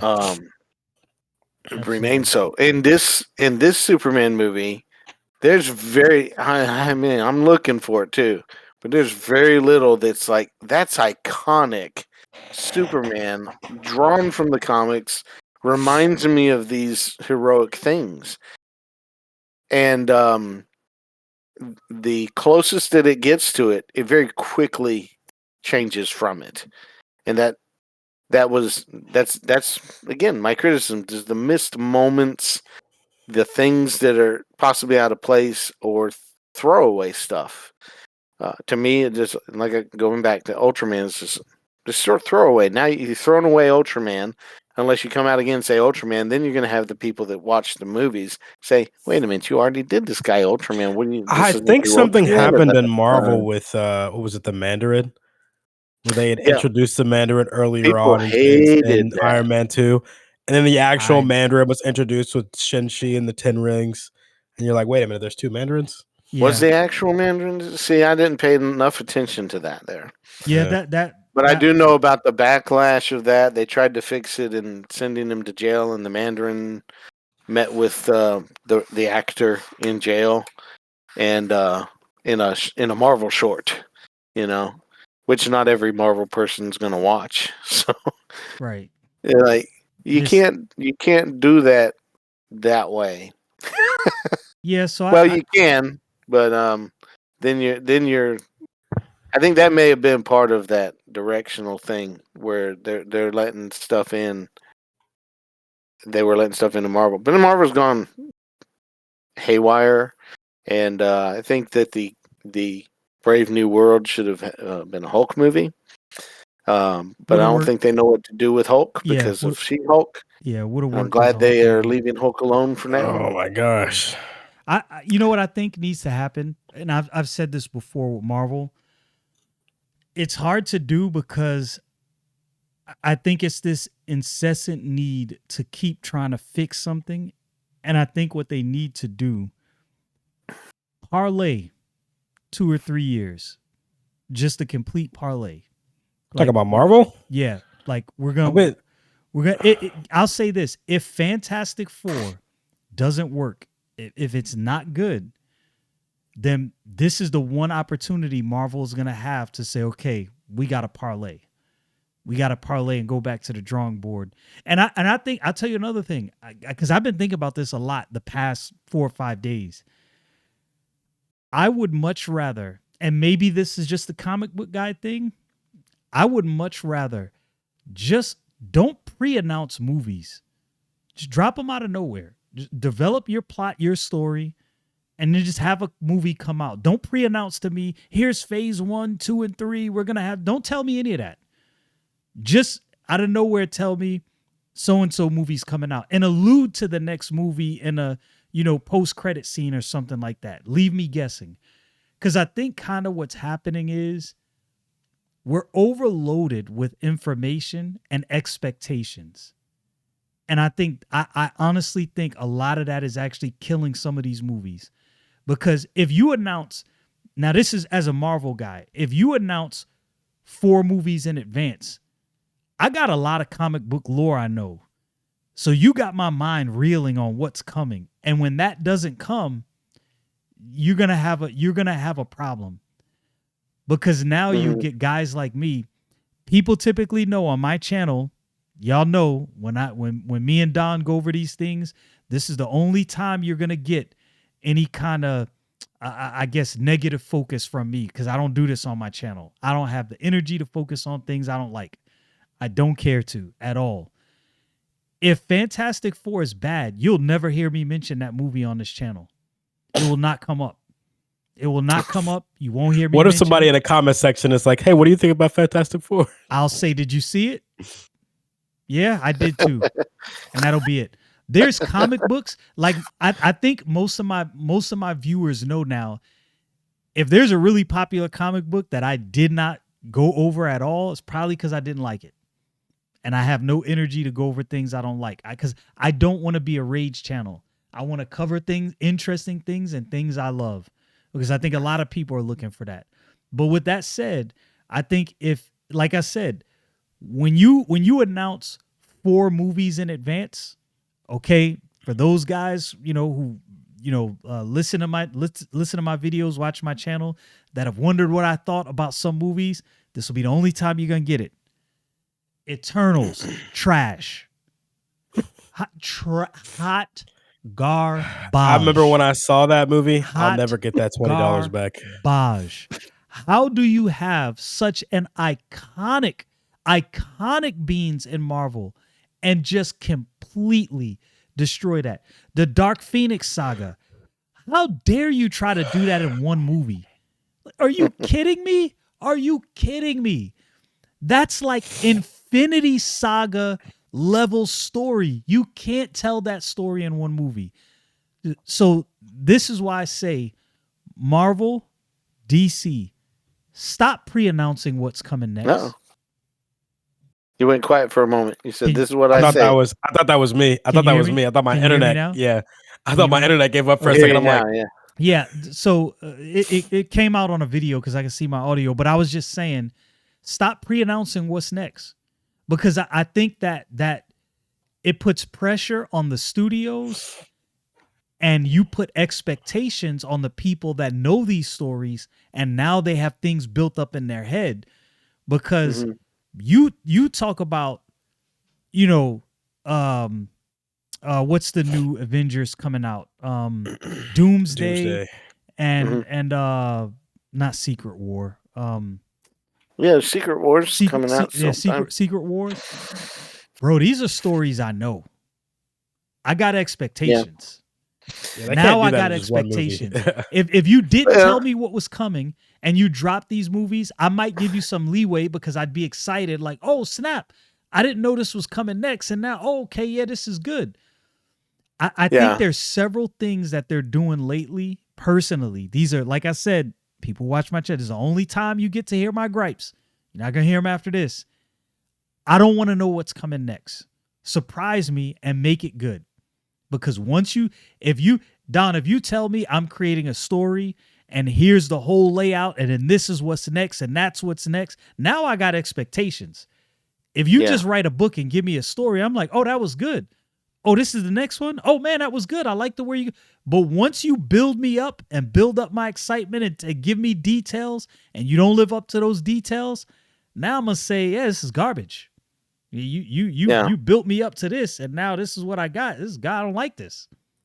Yeah, I think the only response to that I could have would be to say they did Civil War, they did Age of Ultron, and they did it. They did both of them in just the one movie, and they did it a certain way, It was done which well. makes it work. Yeah. And like you're saying, you tell them, I don't know, I don't remember all this back then.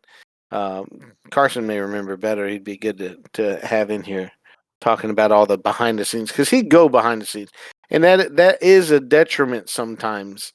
Is going behind the scenes and learning a bunch of stuff, because the average moviegoer isn't exactly not doing that, and they are just saying, "Oh, this just dropped here. Okay, I'll go watch this. I like the last Marvel movie. I'll go watch this one," and stuff like that. Or they didn't like the last Marvel movie, so they're hesitant to go see it, or something like that. And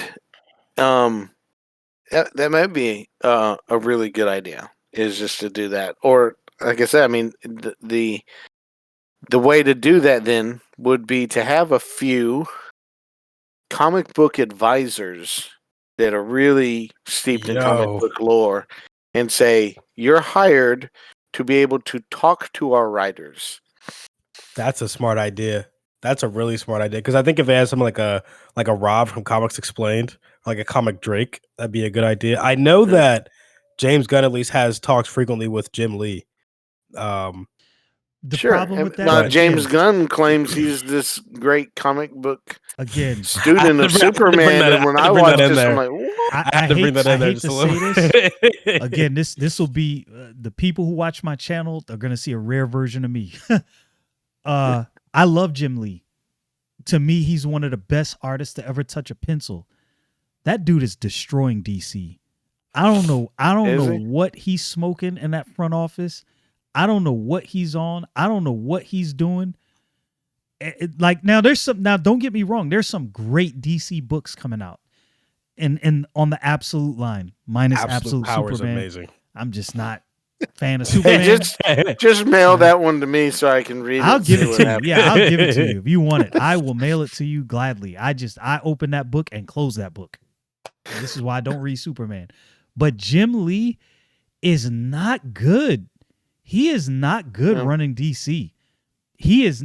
Now, I'll say they're doing better than Marvel. If I'm not mistaken, DC's numbers are better than Marvel right now. The only Marvel book that's doing relatively well is the Ultimate Spider-Man. And I think Ultimate Wolverine is doing pretty good, but I think that's it. Yeah. But Jim Lee, I am not impressed. I am not impressed with it. So the reason I say that is James Gunn saying he talked to Jim Lee. So what? This is the dude that's running DC. You're not proving. Now you're saying he's the head of DC now. Yeah. Now Jeffrey Johns was head of DC not too long ago, right? No, that was over 10 years because Jim Lee's been. Was it 10 years ago? Since, well, I mean, that was to me then not too long. 2014. Yeah, we're older. Yeah, I guess that's fair. Yeah, Jim Lee's been head of DC for a while. Okay, and he's not doing a good job. And I hate to say that. It pains me to say that. I love Jim Lee, but he is not doing a good job. And I don't know how well Jeff Johns did either. I know as far as when he was getting involved with the movies, he was messing them up.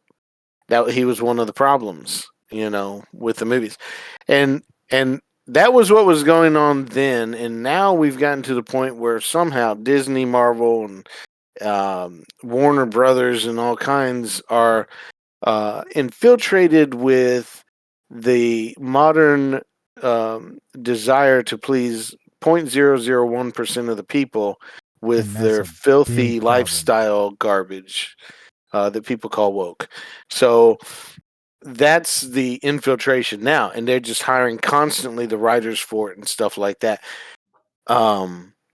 I don't get it. It doesn't make sense that because it's losing them money constantly, but yet they still are putting these same people into these positions. I think that's the part that confuses me the most, and why I don't really have as much grace for like a Star Wars. I'm like, it's like they know there's YouTube videos hours long with millions of views with bibliotected annotations with a bunch of comments about how they could fix our universe, and they're like, let's do everything the fans would absolutely hate. How about that? Let's do that. Star Wars theory. Oh yeah, they're still putting out commercials saying the Alakite is one of the best shows. The Acolyte. One thing I don't even care.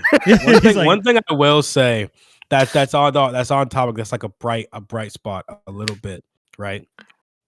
is some of the stuff that's coming out of Marvel, I'm very hopeful for, right? The Spider-Man that's coming after Doomsday, I'm hopeful for. I'm even hopeful for Fantastic Four. I'm hopeful for what follows after, the Superman movie.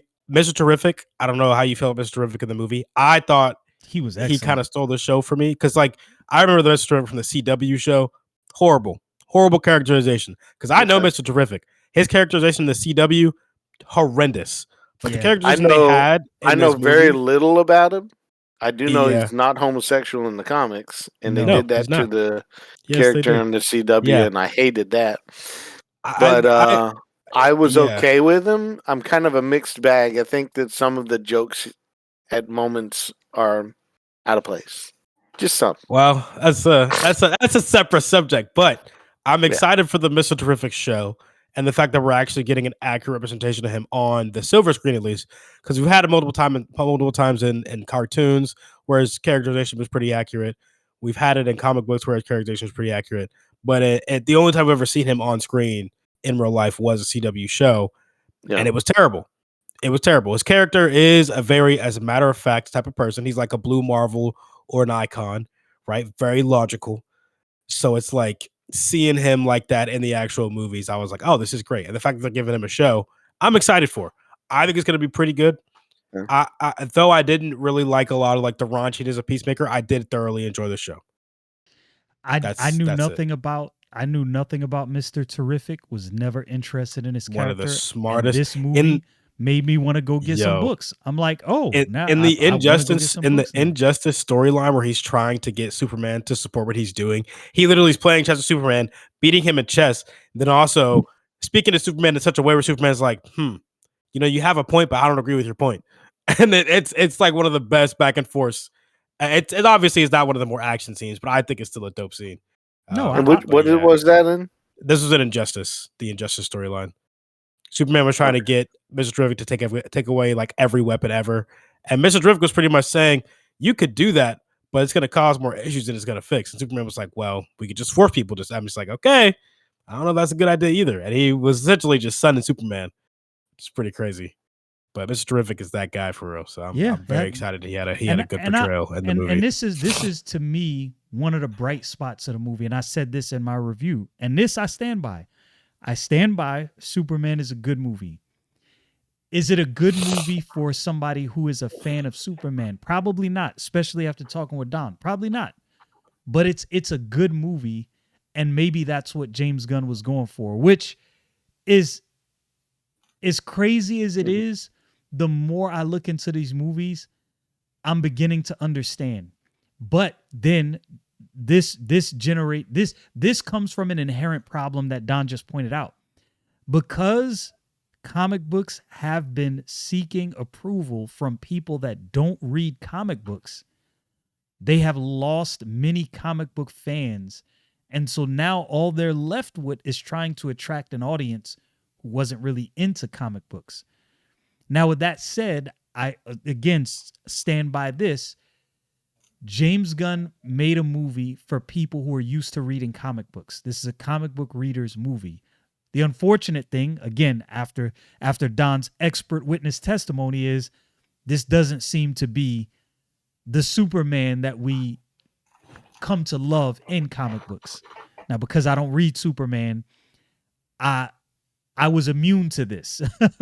The kryptonite didn't hit me because I was like, "Oh, this was a good movie. I like He's this movie. Why is everybody complaining? I don't get it." But therein lies the problem. If you can get a guy like me to love the movie, and I don't know anything about Superman, but you can't get any, well, I won't say any, obviously there's Superman people who love it, which again, this confuses me. the the the divide with this movie is the most astonishing thing to watch as a non-Superman guy. I'm astonished. Like, Mhm. I'm like, wow, this is crazy. Here's this Superman guy over here that loves it, and here's this Superman guy over here that hates it. I love it. And then other people that really don't know anything, they love it. Brooklyn loved it. I watched Roger. He did a review with his kids. They loved it. And Roger was kind of like you. He was like, this is not the Superman that I grew up on. It's not the Superman I'm used to, but I can see how somebody who didn't grow up on the Superman I grew up on would like this movie. And maybe that's what I'm seeing. I'm seeing from a non-Superman guy, I'm like, oh yeah, this is a good movie. And then I'm watching all the Superman guys, or a lot of them, like, this movie was trash. And I'm like, what are you talking about? What movie did you just watch? We just watched two different movies. And I still feel that way. I'm like, I watched a different movie than other people watch. When And Superman, uh, after that building collapsed on a bridge, and you Mhm. saw him rising up out of the dust, I was like, yo, that was dope. That was dope right there. I love that. Yeah, I agree. Just a little too far away. Just a little far away. Could Yeah. have been a And closer shot. I sat up front, and looked at the RPX screen. So You're wild. he's a little tiny in there. With Um, that said, I am getting ready to go get something to eat because I am starving. Any last words? yeah, I think I got a last one. What was your score then? My score on What's your Superman, score I being on think I Superman? gave it, I think I'd give it a solid 8 out of 10. 8 out of 10. Yeah. And I've been seeing a lot of people that like the movie, but they're giving it something like that, or 7, or a little bit less than 7, or something like that, which in the 5 scale is 3.5 stars or something like that. And maybe I could do that. I mean, I'm I'm looking at it more times from the critical brain and saying the writing is lacking. Yeah. There's a style in this movie, but the writing is lacking. The effects aren't as good, and somebody pointed out that I heard just recently, you can pretty much do with AI generation as good as effects as a lot of movies are putting out now. So therefore, they have got to focus on good storytelling and good writing. And I could follow the flow of the movie, like you said about your daughters, is all of it made sense and everything like that. But it could have been so much deeper in the writing. And not to compare the two, but the Man of Steel writing is a depth of writing and storytelling in the movie and throughout the whole thing there. And a lot of other movies have that too. This to me is very much lacking in that. It tells you what to do, and it's kind of leads you along, and it tells a story that essentially, I'm saying, throwaway. And loving Superman, that makes me dislike the movie more than I would normally. I can understand that. Instead of saying, Yeah. because I don't want anything thrown away. It's something should be built. Something should go forward. And they're going to bring something out later on, whatever that may be. I'll watch that too. But I'm not seeing this movie propelling me to look for the next one of these things. I'm just waiting. Hmm. See, I greatly anticipate the day when they're smart enough to, in some way, finish off the Zack Snyder's 5 movies. Weren't they Let I supposed him to think do at do this that on point, more Max? They were and do it. supposed to do that on Max, weren't they they? were, but I don't remember exactly what happened. I think when the writer's strike started and stuff like that, it kind of messed up a lot of things. But they have been wanting to replace Henry Cavill Superman since like 2021. Oh Like yeah, that was the but decision they made long no, before no, that. no, So no. they were already moving in a different that direction. was 2014. They wanted to get rid of him. They didn't What? That let was a him year after his continue. first movie. I know they wouldn't do a second movie with him. That's They were nuts. refusing Henry Cavill from the I didn't But know beginning, you that. but you I and know didn't what? know that. Oh everybody my was like, "What are gosh. you doing? Where's They the hate Hindsight money. next Superman movie?" They hate money. I'm hindsight convinced. though, They hate money. That's exactly right. I want to go back and see what was the reception of Man of Steel because I thought it was good. And I was watching somebody else talk about this and they were like, no, it was divided when Man of Steel came out. Because I guess people had a problem. Critics were divided. Yeah, I guess they had a problem with him Yeah. killing Zod. I guess that was one of the things. But Some of it, but I, fans were only somewhat divided because of a variety of weird reasons, and they gave the same kind of score to that movie. Said it's not my Superman that I grew up with. And the thought that came to my mind immediately when that lady said that was, but you didn't like Superman Returns, which was the one you wanted, but you didn't like that for whatever reason you interesting. didn't like that. Yeah, very So interesting. you can't have it both ways, That's an and you interesting couldn't point. please that person. I wrote a lot about Man of Steel when it came out. I watched it a few times. You know, um, I can't tell you a number. by few. I was like, Bro probably By saw it like few. 82. It seems like you just see it because I'll see it for the movie. Like I'll see it like 3 or 4 times. You've seen this movie 4 times. You hate this movie. Well, I hate, but you don't like it either. Yeah. It's funny. So what about a movie you like? 20 times. That's it. Are Yeah, you at least was that AMC member where you can watch movies? Yes, I can watch them for cheap. Okay, yeah, that makes sense. Now I watched the first 2 times in 4DX 3D though, and that cost an extra $10 almost. Oh man, no, not 3D. I don't Now like any movie in 3D. Yeah, and my problem with it again is I've gone to these screenings and went to today to watch it, and the theaters are not full. I'm glad that y'all's were full. You know, if you went to it and it was packed out. I had to get a 10:30 showing. That's how crazy it was. Now, whether or not it, but then again, when you walked in, was it full or not? You know. Yeah. Okay, because when we went to me and Carson went to it, it was about half sold out.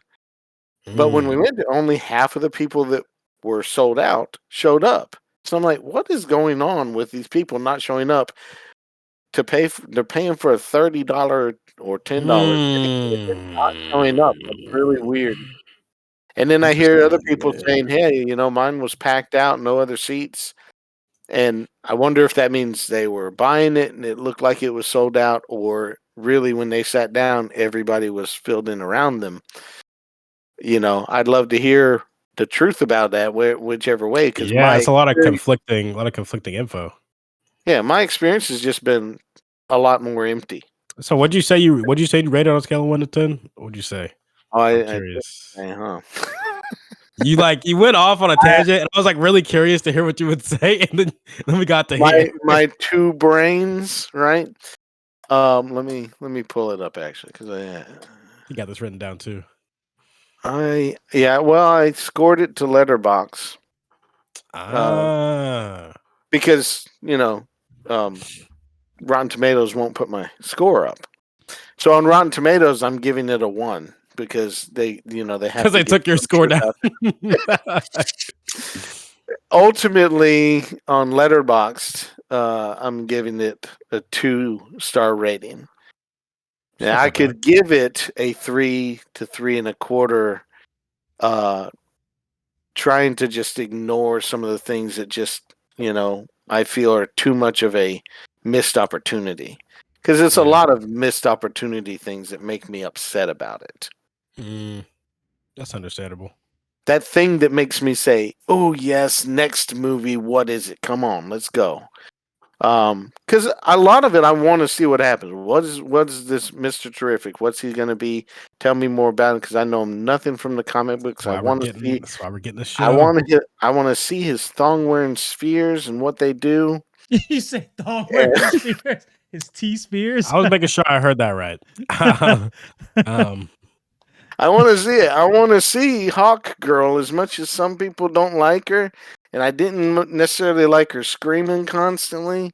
I want to see whatever they're going to do with her. How are they going to play out this Maxwell Lord sponsored heroes idea of hopefully it goes away from Justice Gang. I'm sure it more than likely will. Yeah, I think it more than likely will. So, I wonder if they'll do the Justice Society of America. I wonder if they'll do that.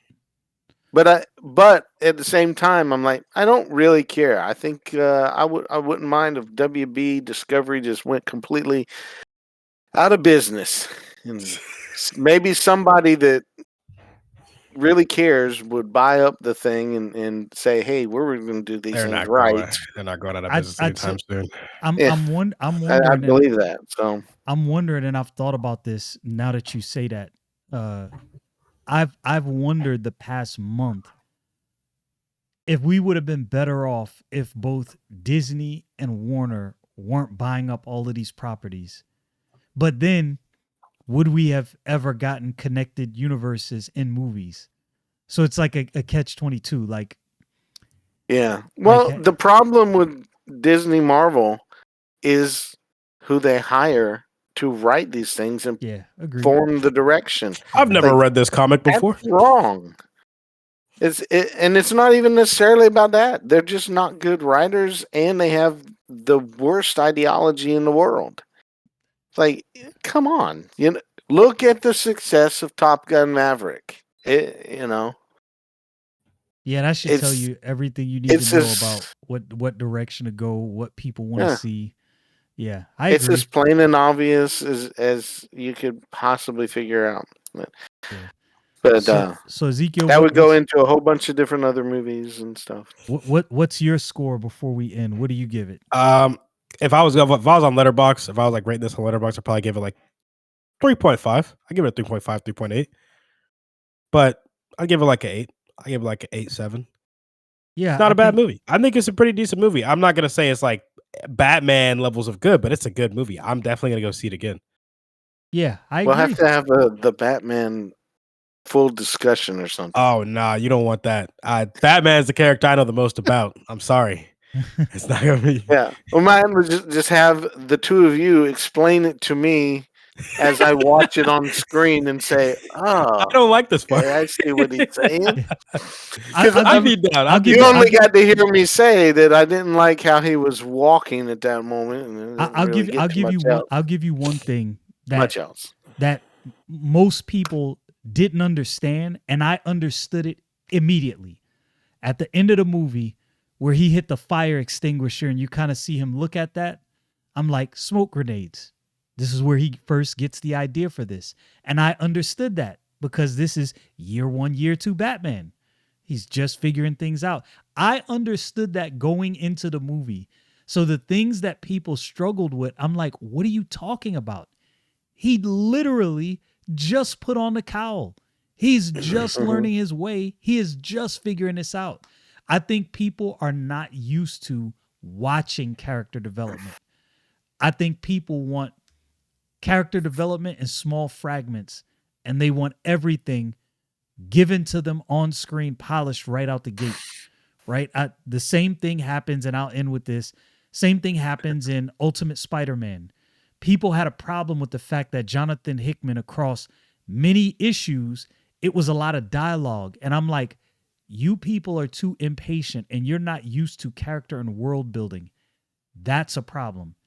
And to your point, maybe we need to get back to world building, character building, and stop making everything microwave. Make people wait. Make people Mhm. wait. People don't have enough capacity to think. It's because everything is force fed. Let's get back to character building and making people think through IPs. Think about what they're reading. People should start reading the Bible more. That'd make them think more. I'll end with that. Mhm. That make a lot of people think more.